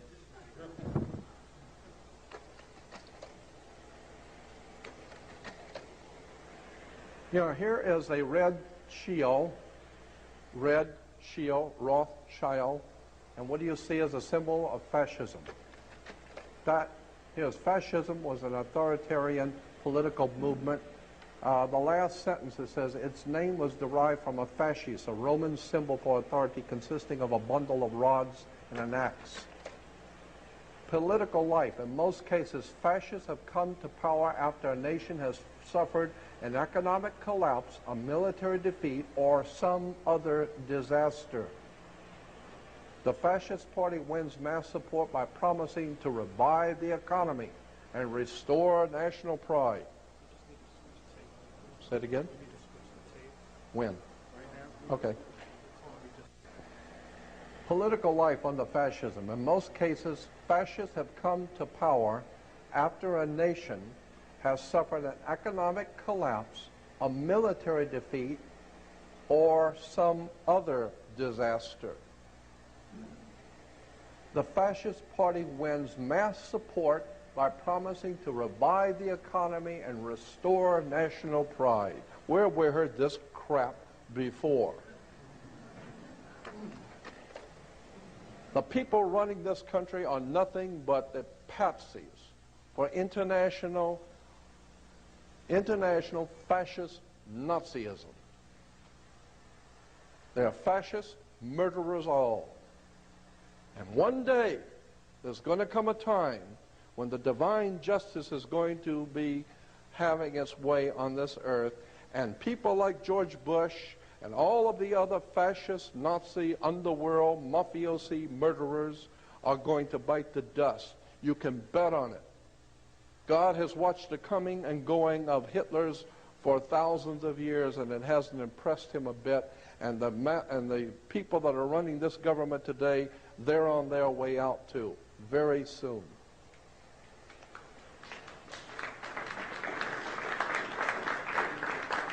Personal liberty. Personal liberty is severely limited under a fascist government. Here's a fasci. You'll see it underneath. It's everywhere throughout the world, especially in South America, Italy, France, Italy again, Benito Mussolini. You'll see the fasci. Fascism of Italian domination. Here's Kurt Waldheim, fascist Nazi, ended up being the head of the United Nations. I don't know what that tells you about the UN. And here's the Pope with his fascist Nazi friend. Both of them are grinning because they both know what they're doing, and they know you don't know what they're doing. And that's why they're both smiling. I put the Pope in the same place with Adolf Hitler and the other fascist Nazis. I know. I've done 42 years of research on the Roman system of fascism, Nazism, and I can tell you the papacy is the bottom line if you want to talk about fascism. Why does the Pope wear a Jewish yarmulke? You ever thought about that? Where's the Jewish yarmulke? Why? Here at the Vatican, Cardinal Pacelli, who later became Pope Pius XII, he signs a concordance. Eugenio Pacelli, now Vatican Secretary of State, presides over the signing of a concordat between Germany and the Vatican in 1933. The Vatican signed contracts with the Nazis. There were two of them. They were called concordances. Now, how many people know that? The Pope signs contracts with Adolf Hitler. Here's Benito Mussolini in the Vatican signing contracts with the Vatican.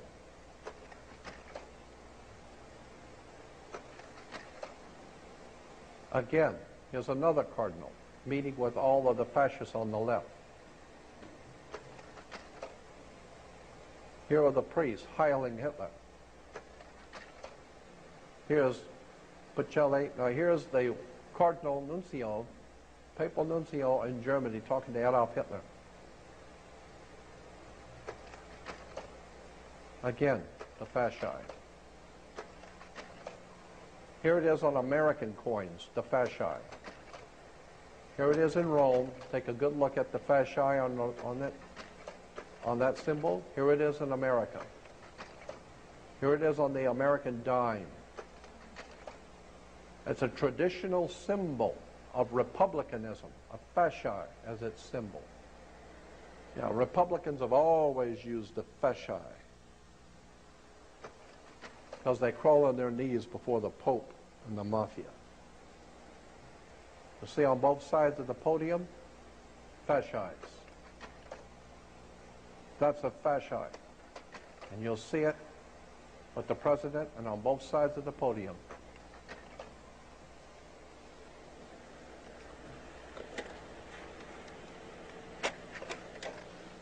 We can have the lights now.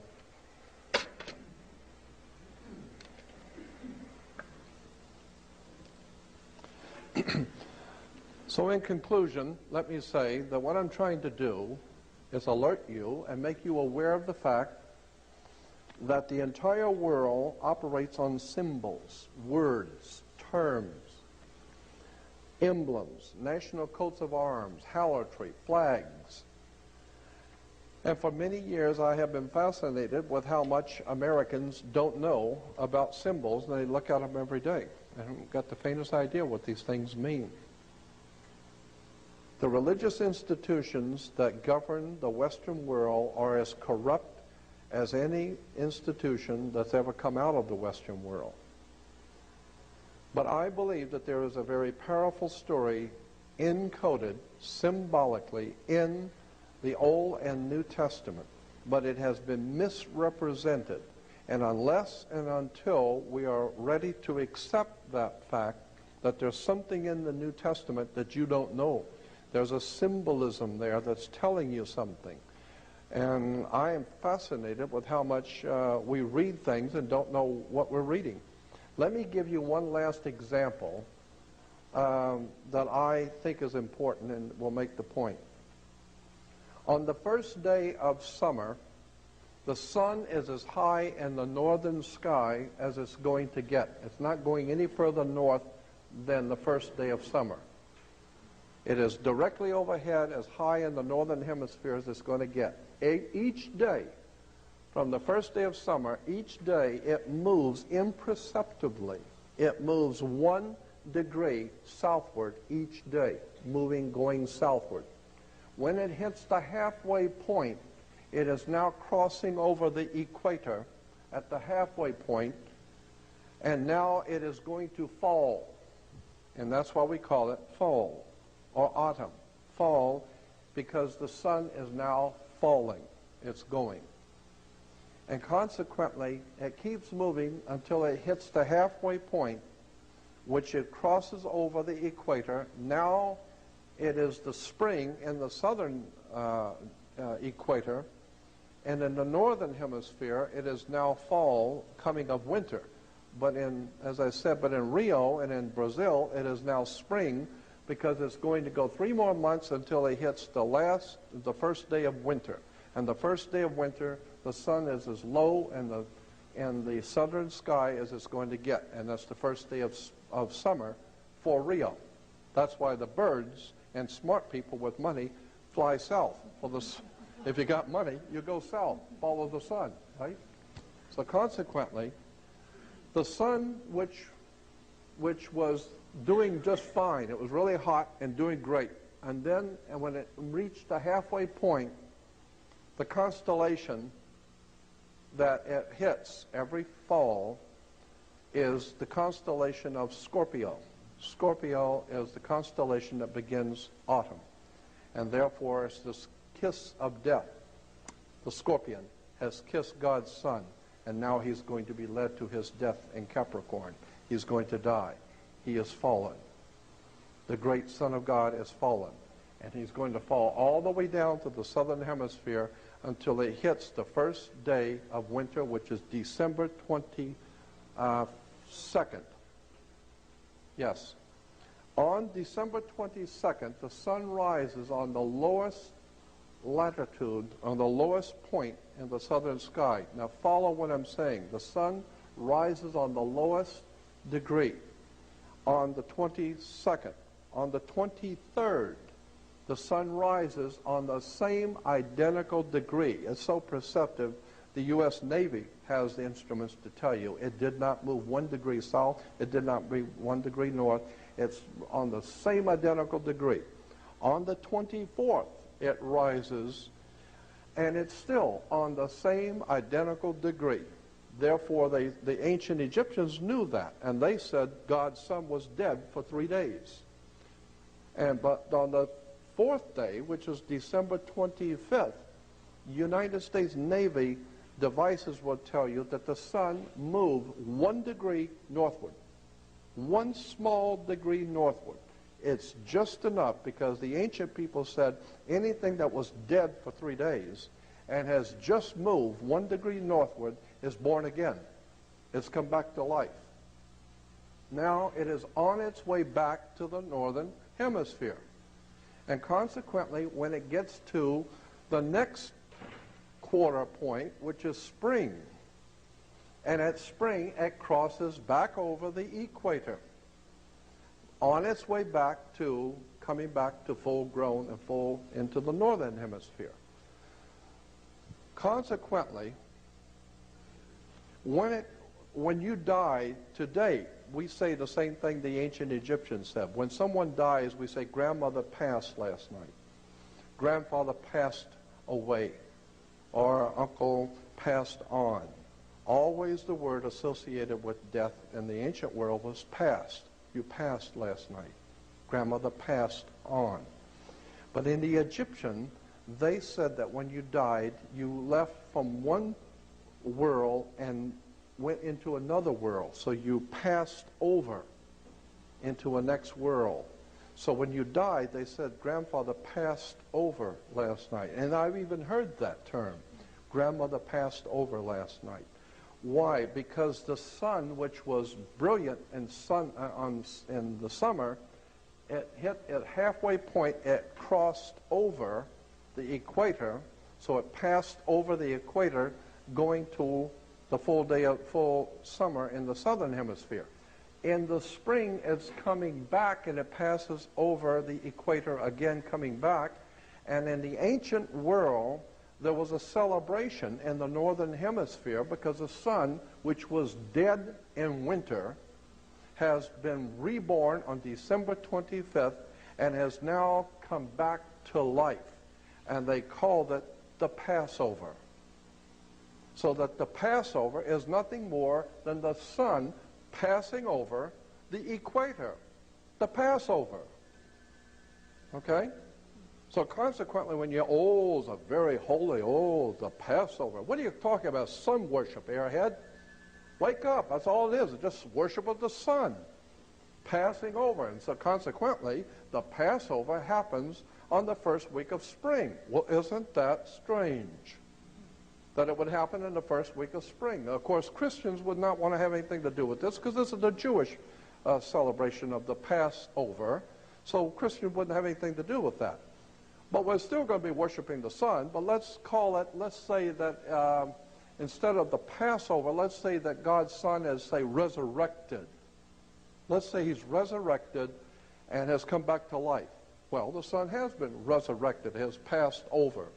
And so Christians go out on the first day of Easter, Ishtar, and have an Easter sunrise service. Why? Because that's all it is sun worship. You're worshiping the sun on a sunrise service because the sun has passed over, and the Jews call it Passover, Christians call it resurrection. Wake up. It's just sun worship. And until such time as you understand that God does not have anything to do with ignorance. It has nothing to do with the pagantry and all the crap that we have been fed by government, religion, politics, church, and all of it. It's all manipulation. What we need to understand is that there is a divine presence in the universe that demands justice and demands intelligence. And that's what I'm here to do, to help people to understand, to get back in tune with the divine nature of the universe. And I believe that that's going to be required very soon, because when all the systems break down and the Christians for the first time begin to think about it, where is Jesus? I would have thought he would be back by now. You need to understand that there's a very powerful story in the New Testament that is telling us what God's thoughts are. But you need to understand it is symbolic, and there's a powerful story there.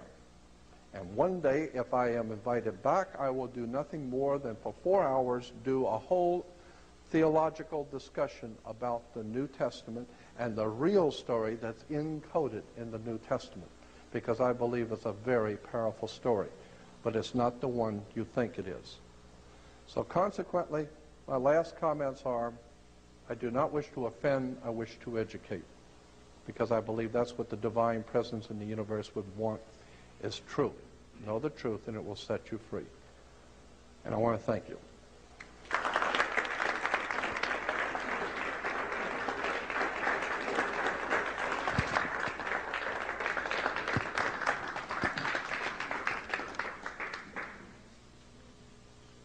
Oh, do we have any questions? And of course we do. Okay, let me get my mic.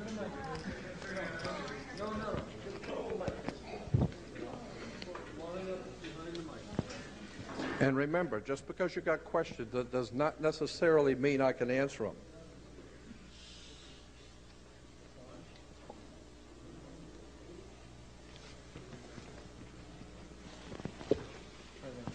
Oh, thank you. Thank you. Jordan, you've answered two very important questions tonight.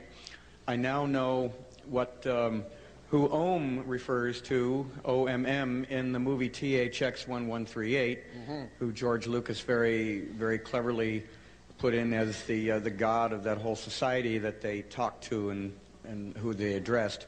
And I also now understand why there was a dome in the original Daystar story, And I now know why that was not allowed to ever make it to the screen, and you told me it probably wasn't ready, there was something missing. I now know what the dome means, and here I put it in there, I didn't even know what it meant.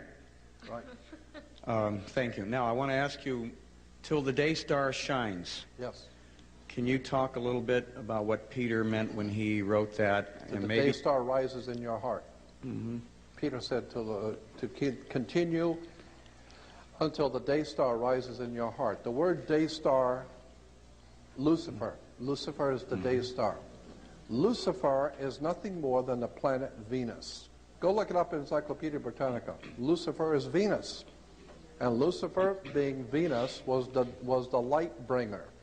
And the ancient Roman religion, that's actually based on the ancient Egyptian, just in the morning, the early morning, the priest in the city of On and all the ancient priests who were sun worshippers would go out at 4 o'clock in the morning, 3:30 to 4, and face the east, and when they would see the planet Venus rising, it's a beautiful, if you've ever been up at 4 o'clock in the morning to see Venus, it's magnificent. It's a beautiful, bright sky and the light in the sky.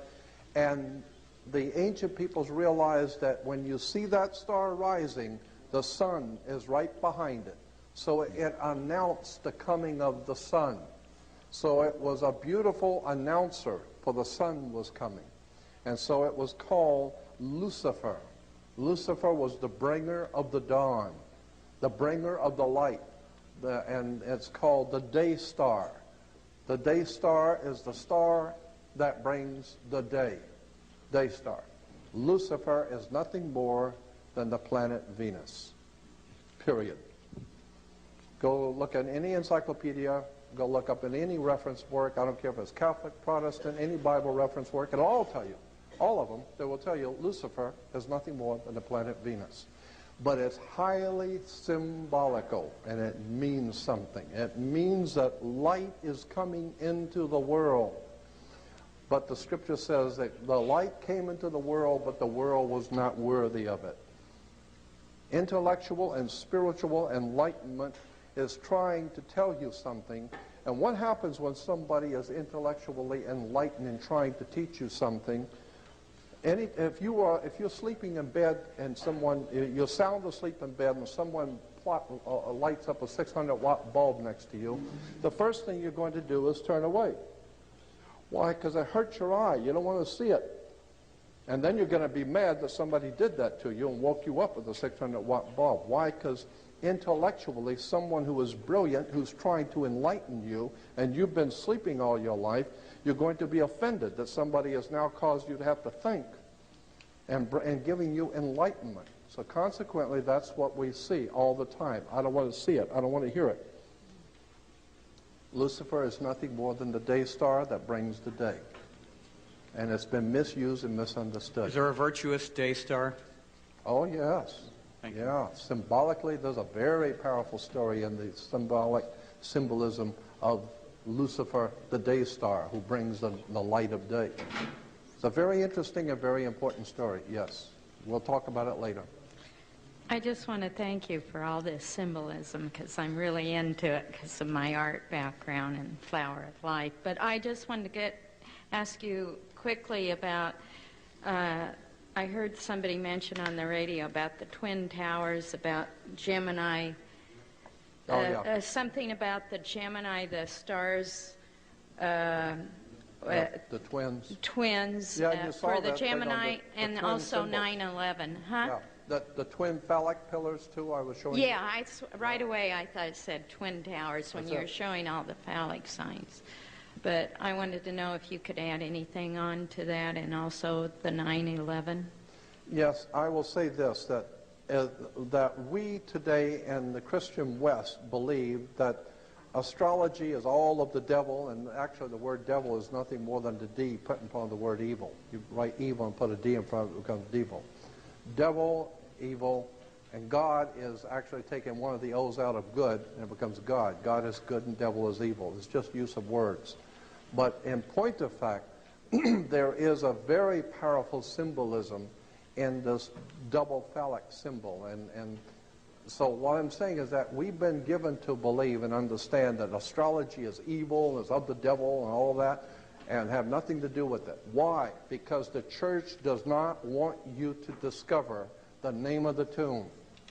The church does not want you to discover that for as far back as the human race goes, the kings, the rulers, the princes of the earth, all of the intellectuals, all of the most important people in the world know that the whole universe operates around the God's divine plan of the ages. It's astrology is from God. That's from the Bible. And consequently, until we have the proper respect for original astrological concepts, we're never going to figure out what these symbols mean and why we're in the trouble we are today. Astrology is a very powerful symbol.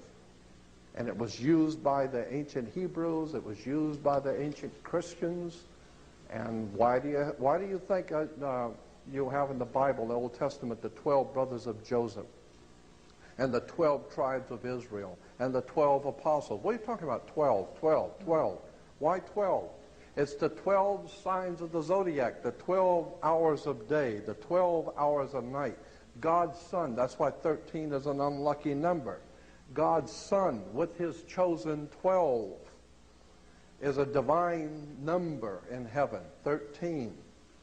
So consequently, the whole of Western civilization is based, all religion is based on astrology. We just don't know that. And that's why the church has told you have nothing to do with it, because they don't want you to know the real truth. We need to understand astrology is the basis for all religions in the world. And then the 9/11? The 9/11, I could get into that too, but... Another time? Yeah, another time, because Okay. it would require too much. Okay, thank you. Yeah. The only thing I would say is that my phone number is 505-9911. 9/11. That's my new phone number. 505-9911. 9/11.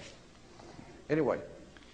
I just wanted to ask you if you had any comments on the red planet Mars, and if there was any symbolism to the fact it recently passed at its closest point to the planet Earth, and we're now in a war. Yeah, let me say this. That opens up a whole can of worms, because I met many times, but I met up in Oakland about 4 or 5 years ago. I met up in Oakland with about 8 other people. It was a secret meeting I was invited to. And for 3 days and 3 nights, we were all enclaved at the hotel. Richard Hoagland was there, Richard, myself, and there was 6 or 7 other people. And what we did is we paid for the restaurant and the hotel. We paid, all of us chipped in and paid for the particular table in the back of the restaurant for 3 days. We took it over and commandeered it for 3 days. And the idea is that the 8 or 10 of us, whatever it was, would sit there from morning till night and go through each other's work. Richard Hoagland sat right with me for 3 days and heard all of my material, heard it all. And we talked about Mars, and he divulged a lot of stuff that he's never talked about in public. And that was a very fascinating time. Incidentally, he went on Art Bell and was talking about all the Masonic symbolism at NASA and all that stuff. And that was my stuff. I'm the one that told him that. And I called him after I heard him on Art Bell. I called him and said, I told him, I said, Richard, it was great, sensational. I said, where'd you get all that information? He said, oh, well, I got it from you. I said, you got it from me? 3 hours I sat and listened to you on Art Bell. I didn't hear my name. Did I hear my name? I was wondering where you must have got that from. I thought we had an arrangement. What we said up there in San Francisco, up in Oakland, was not ever to be discussed in public. Right? So I'm the one that brought David Icke to America, incidentally. So if you like David Icke, I'm the one that brought him here. If you don't, I'm the one that brought him here, and I'm not very happy about that. I'm very unhappy with David Icke. But anyway, huh? Thank you. Yeah. I brought David Icke to America, and I financed him to make him a star. I seen today he doesn't even talk to me, doesn't even say hello. But Mars, yeah, I think that there's a whole story about Mars that has not been told, and it's going to come out, that there might very well be life there now. Do you know that Tom Van Flender has a website, and he's one of the most legitimate, de jure, real physicists, plasma physicists in the world today, a very important man. And he has on his website pictures of artifacts on Mars's surface that I've never seen before. He's got pictures, actual zoomed-in pictures. And you got to remember, Tom Van Flanders is a very important man in the world of science today. And he's got pictures of cylinders on the face of Mars going into the Earth, into Mars and coming out. They're like a subway system, and it's like plastic or glass. And you can see the wrappings around, some kind of material wrapped around these cylinders. They must be huge. But they come out of the surface of Mars and go back in. They go behind huge mountains and come back out and go back down again. It looks like a subway system. And when you look at this thing, you tell, what the hell is a subway system doing on Mars? And in this article, he's saying that there are many things that NASA has known that's on Mars that they haven't told you yet. Subway systems, and this is very highly technical, the way he explained it, to be able to do what whoever this was that did it, to be able to build around mountains and sweep down into the ground, come back out over here, go around the mountain over here and come back in. Who knows how to build subway systems like that? And you can see through them. You can actually see through them. So they're either plastic or glass or plexiglass or something. I think that there's a lot more going on the planet Mars right now, and there may even be a civilization there now watching us. Maybe that's where we came from originally. I mean, I've sat with Zachariah. I sent Zachariah Sitchin around the world, I think 6, 7 times. I sent him to Egypt. I sent him to Mazatlan. I sent him to Turkey. I sent him to Israel. I sent him to Egypt. I sent Zachariah to 7 countries of the world. I did it personally. I sent him. And I was going to do a 13-week mini-series with Zachariah. And Zachariah is sensational. I love him. But I did a contract with Zachariah where my company in San Diego was going to finance a 13-week mini-series we were going to sell to PBS. And he agreed to do it. And we sent him to 7 different countries. And then the poor mentally deranged moron that I was working with that held the checkbook decided one halfway through the project that she didn't want to finance it anymore. She didn't want to do it anymore. That's it. And I had to call Zachariah and tell him, Zachariah, you're not going to believe this. You know, this woman has pulled out on us at the last minute. She's got the money, but she just decided she didn't want to do it anymore. And of course, my feeling is Zachariah Sitchin, he doesn't care. I mean, hell, I sent him around seven countries of the world and sent him to all the best hotels and financed him and sent him all over the earth. Hey, if you got any other brilliant ideas, you know, give me a call. I mean, he wasn't offended. But there's all kinds of people that I have been in contact with for many, many years behind the scenes that I've never told anyone. And 12 years ago, I produced a video called Matrix, Matrix of Power. And I got all kinds of phone calls from Hollywood stars, from all kinds of motion picture people, talking to me, oh man, a sensational idea of a matrix, of power. And then, of course, they come out with a movie called Matrix. You know, so I've been on the cutting edge of this stuff for many years, and I have Goldie Hawn and Kurt Russell used to get my stuff out in Santa Monica at the Mandela Books, and some of the stuff that was in my old basic slide presentation ended up in one of the movies called Stargate. I mean, I've been supplying Hollywood, and I know I've been doing it because I get phone calls from big-name movie stars say, oh, that was sensational. Well, we ought to make a movie on that. And then a year or two later, there's a movie on it. And so last time I got a very important movie star called me and said, oh, man, your stuff is sensational. I love it. Got all of your tapes. And I said, do you really like it that much? Oh, yeah, sensational. I said, did you ever send me a check? You know, you ever thought about cutting me a check? Oh, no, there's no problem. We'll do that. Yeah, I'll get around to that. No, I've never received a dime from anyone, not even a thank you.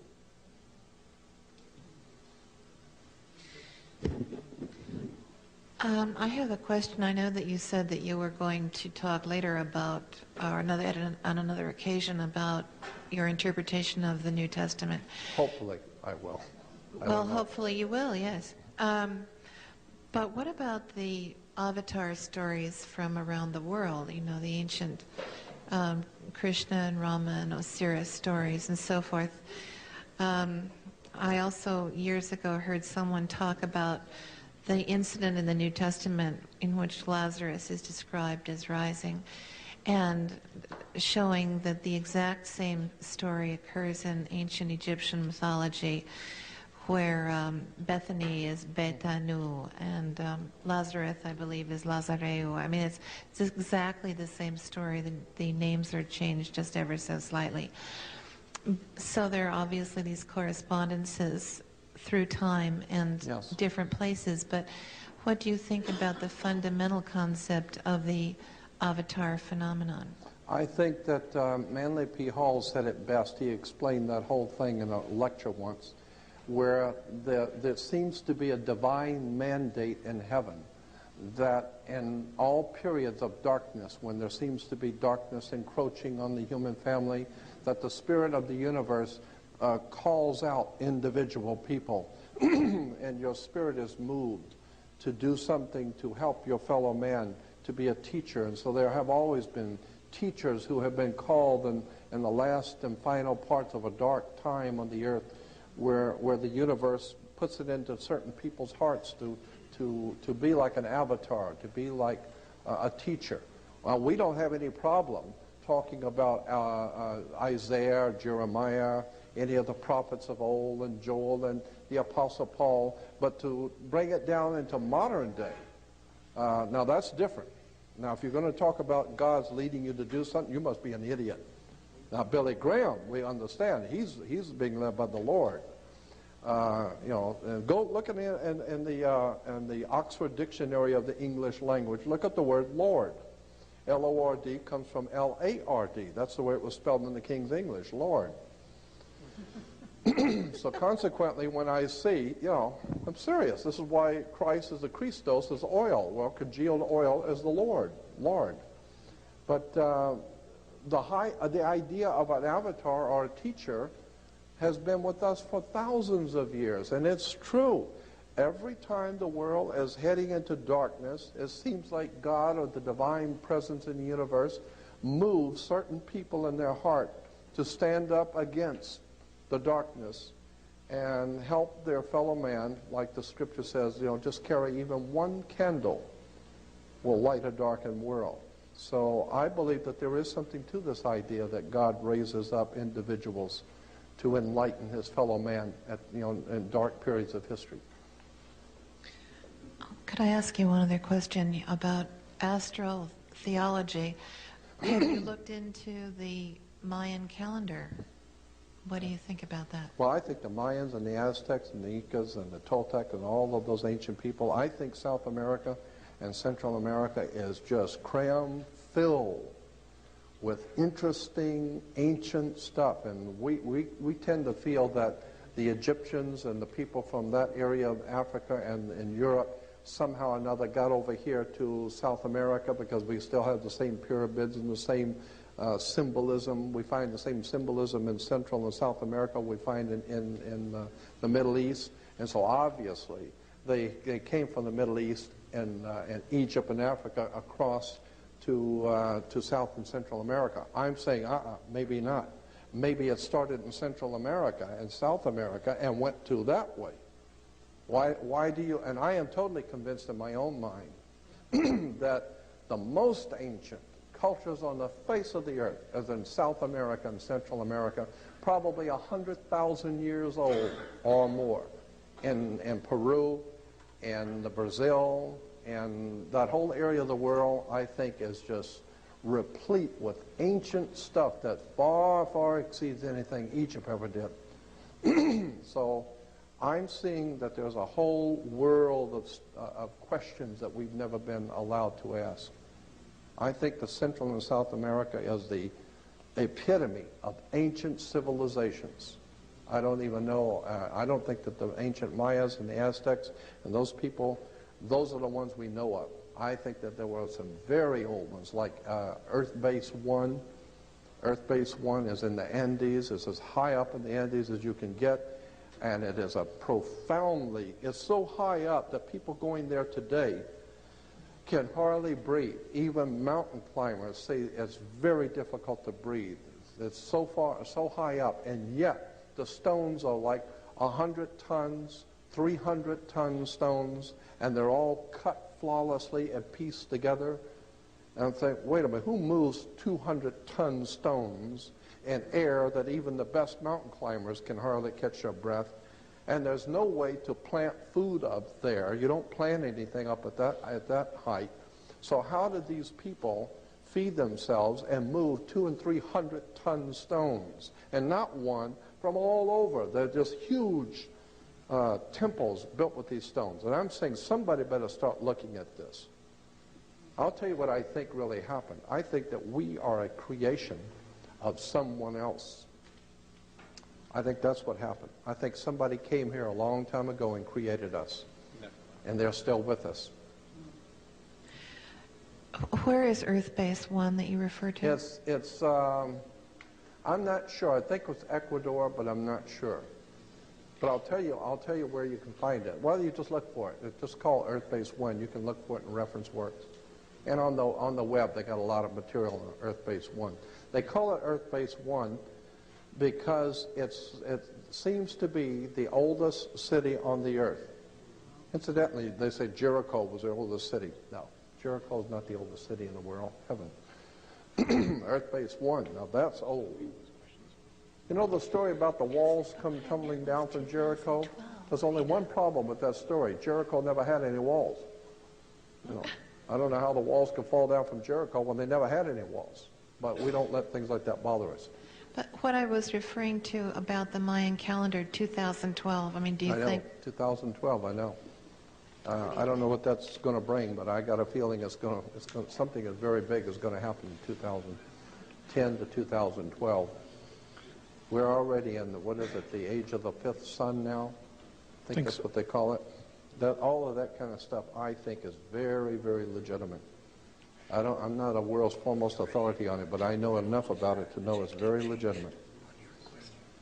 Yes? Hold on a second. They want to do a quick tape change. Okay. So then I got my two questions. I'll drink to that. Okay.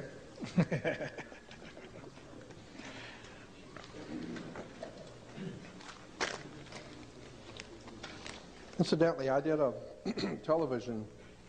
I've done quite a few here lately. I did a piece for Discovery Channel. I did one for Learning Channel. I did one for Arts and Entertainment. I did one for CBS. Okay. We're rolling. Oh, okay. All right. I was just going to tell you something that happened on well, go ahead, and then I'll ask occasion when I was working for.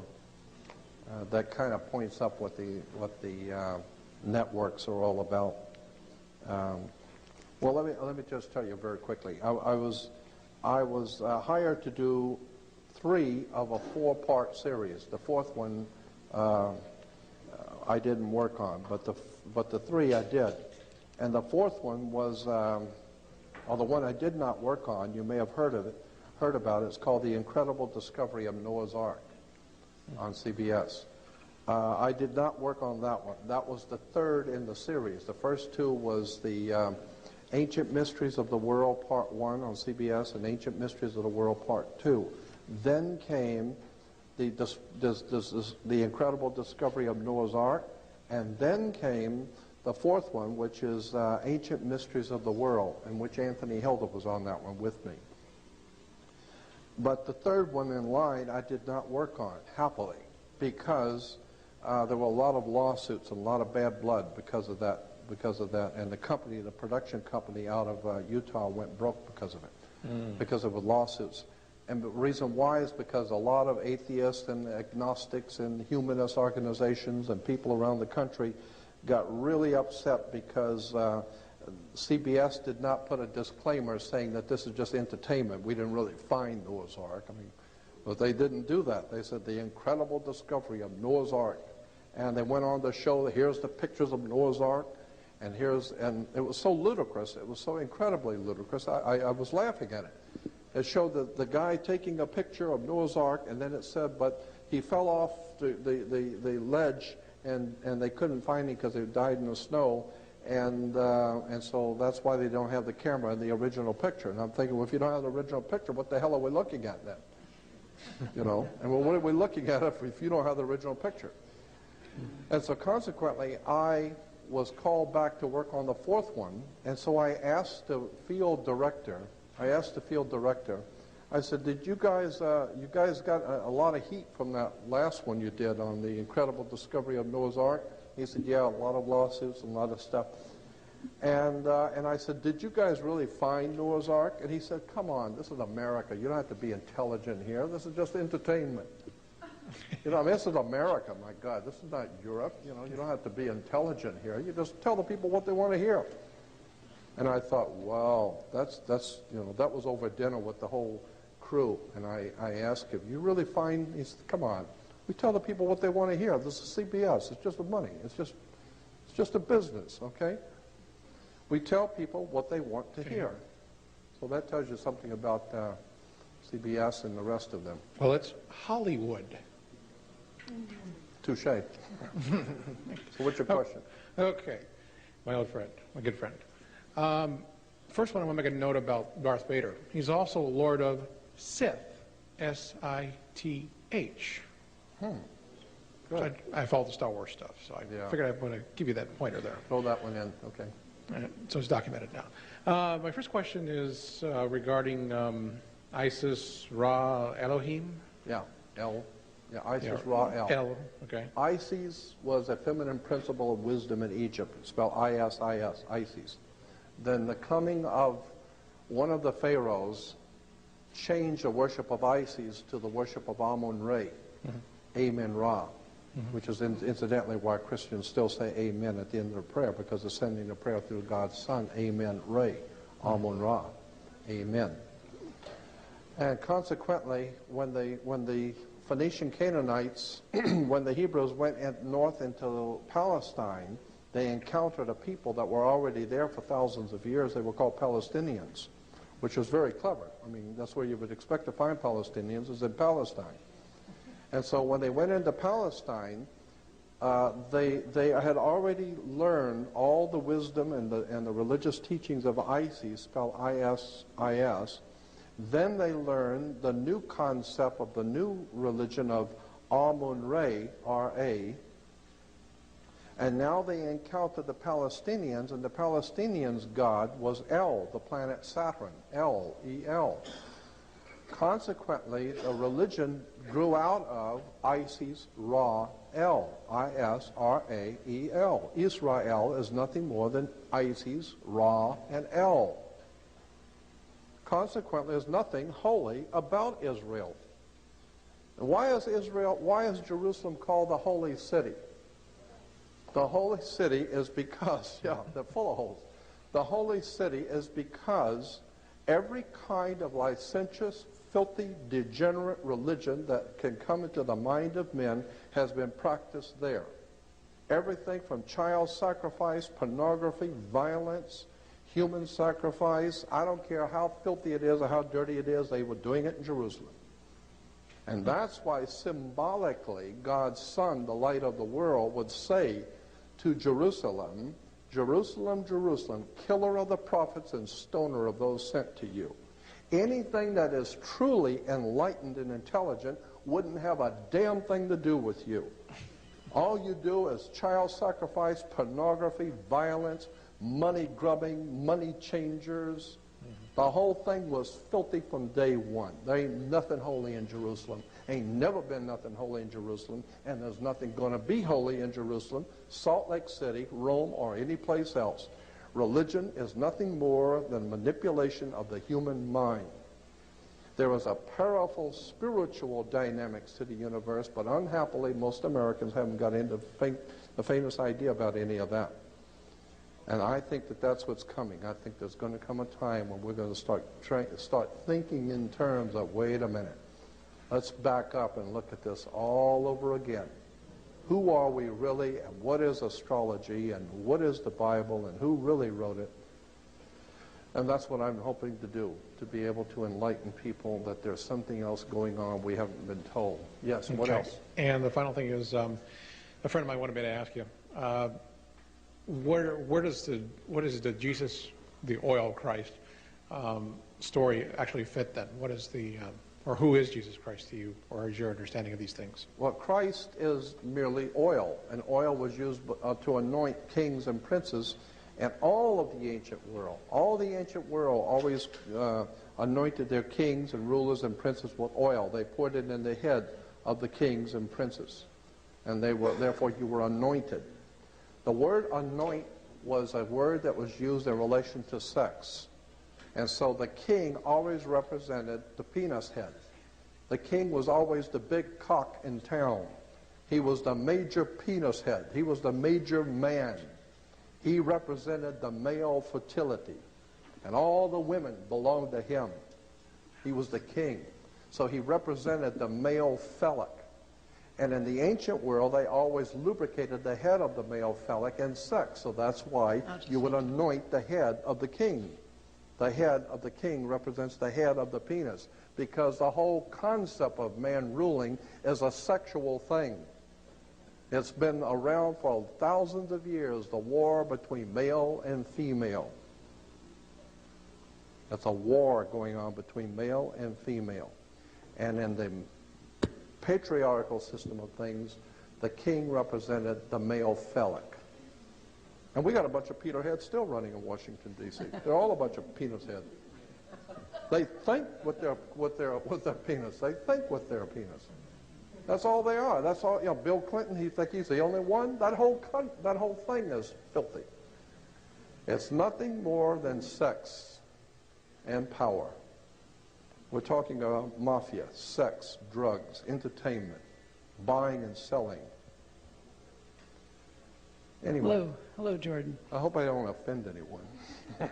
That was great, and my name being Christopher, which involves the Christos, or Bless the you, Christopher, yes, Bless you. Carrier of Christ, or whatever.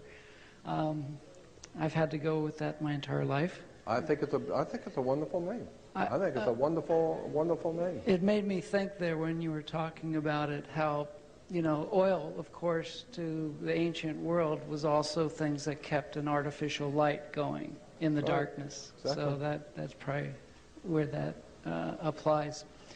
I had seen you before talking about the water carrier, the bringer of water, like in the Last Testament. Aquarius. Yeah. Right. Yeah. Could you talk a little bit about the symbology there as it applies astrologically now that we're going from the Piscean into the Aquarian? In Luke 10:22, in the book of Luke, Jesus is saying to his chosen 12, this is a symbolic story, and Jesus is saying to his chosen 12, they ask him, where are we to go now that we are going to celebrate the last Passover? Where are we to go? And he says, go into the city, and you will see a man carrying a water pitcher. Go into the house of the man with the water pitcher. Well, anybody who has ever read anything about astrology knows that the house of the man with the water pitcher is a house of Aquarius. So every 2,000 years, and everyone has a different calculation. The Chinese say it's 2,150 years. The Egyptians said it was 2,125 years. The Sumerians said it was 2,100 and something years. So everybody's got a different calculation. That's why Jesus said, no man knows the day or the hour, only the Father who knows. But every 2,000 years, the sun enters a new constellation of the zodiac at the equator. If you go to the equator and look, stand right on the equator and look east, and when the sun rises, you will see a constellation of the zodiac. And for 2,100 years, the sun rises on that constellation. But you will see it at the beginning, it's over here. And for 2,100 years, the constellation keeps moving until it hits a point over here, and now it's leaving. And now the next constellation is coming in. So every 2,100 so years, the next constellation moves in. So God's Son is our risen Savior.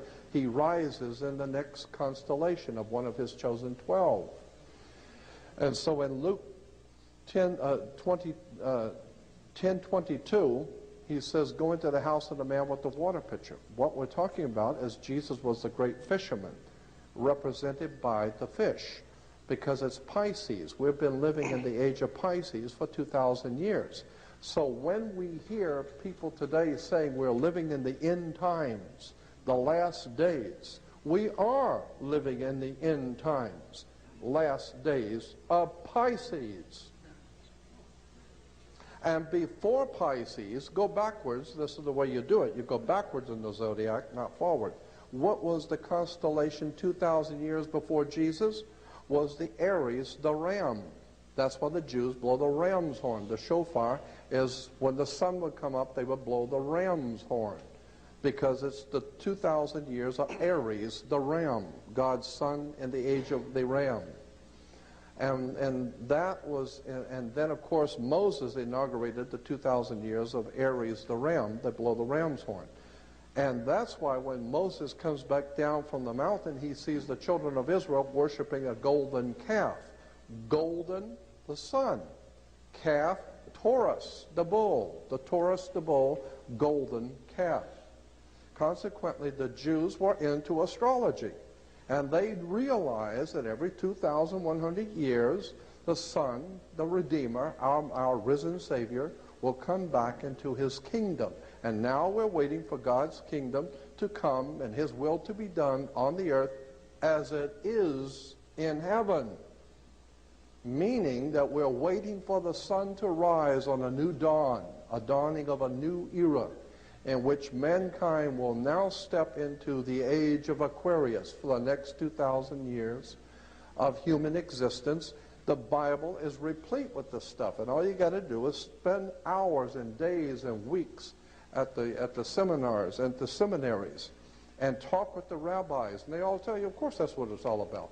I had one of the highest ranking rabbis in America. I'm not going to give you his name because people will see this, and I don't want them calling him. But he's back in Massachusetts. He's probably gone now. This is many years ago. But we used to talk about this. He was a head of a very powerful rabbinical association. And I used to ask him, I said, Rabbi, tell me the truth. Was there an Abraham, Isaac, and Jacob? I mean, did these people actually live? And he said to me, look it, you've got Isis, Osiris, Horus. You've got Brahma, Vishnu, Shiva. You've got Father, Son, and Holy Ghost. Hey, we're Jews. We've got to have something too, right? Everybody's got to have a triune God. Brahma, Vishnu, Shiva, Osiris, Horus, Isis, Father, Son, Holy Ghost. So we got to have something. Okay, so we got Abraham, Isaac, and Jacob. How do you like that? Well, was there an Abraham, Isaac, and Jacob? I don't know. Was there an Osiris, Isis, and Horus? No. Well, it's just a story. There was no Abraham, Isaac, and Jacob. There was no Abraham. Abraham, the Jewish reference works will tell you, was Abram. Abram. Abram. Ab, A-B, in the ancient Hebrew meant father, and Ram was the ram, Aries the ram. He was your father for 2,000 years. He was your father. Abram. Abraham, Isaac, and Jacob is nothing more than the triune God. And the triune God is nothing more than the sun in the rising, the sun at 12 noon, and the sun in the evening. The newborn, the full-grown, and the man that dies. The triune God. And that's why it's still the sun. It's the sun in the morning, it's the sun at high noon, and it's the sun at night. So it's still the same God. It's three persons in one God. Yeah, the one God is the Son in those 3 points in his life. So consequently, this is a fascinating material when you start talking to the rabbis and doing the research and you find out, my God, how long have you known this? You know, have you known this all your life? Yeah. And I said to him, why don't you tell other people this? I mean, this is fascinating stuff. And he said, look, what do you want me to do? I got to go out and get a job? Come on. You know, if I tell people what the real truth is, I mean, I'm not going to be a rabbi very long. So anyway. As far as you know, is there any validity to the stories of Jesus fathering children to Mary Magdalene? That's the very interesting, that's Holy Blood, Holy Grail, British Israel, Holy Blood, Holy Grail material. That's very interesting. I don't think so at all. I don't think there is. I think it is a front. I think it is a story that's being put out by the Illuminati to give legitimacy to their coming world power, that they want to run the world, and therefore they got legitimate reasons because Jesus is their father, their great-great-great-great-grandfather. So I don't think there's any validity to it at all, but I do think British Israel Freemasons are using it. The British Israel philosophy is nothing more than a front for a group of men who think they're going to control the world, and they're trying to lend legitimacy to it by saying that Jesus fathered them. I know that whole story. Believe me, I've been following it for years. It first came out to my attention from Holy Blood, Holy Grail with Bajent Lee and Lincoln, but my God, since then there's been about 25 books written on that subject of Jesus fathering children. I don't believe it for a minute. I think it's a front story. I think it's a cover story for the Illuminati who's trying to take over the world and make themselves look legitimate. They're nothing but scum as far as I'm concerned. Jordan Maxwell, please give him a hand. Thank you, Jordan. Thank you. This guy could go on for weeks with this stuff, and sometimes will, unless he's... I'm assuming that I'm through here. I guess that's what... Yeah, we've just given you the hook here, kid. Listen, thank you for showing up on Rose Bowl night. Thank you, Wendy, for carrying on. The Joan of Arc, when the country is at risk. If it wasn't for her, we wouldn't be here tonight. Give Wendy a hand, please. God bless. And Happy New Year to you all. And good night. And good night.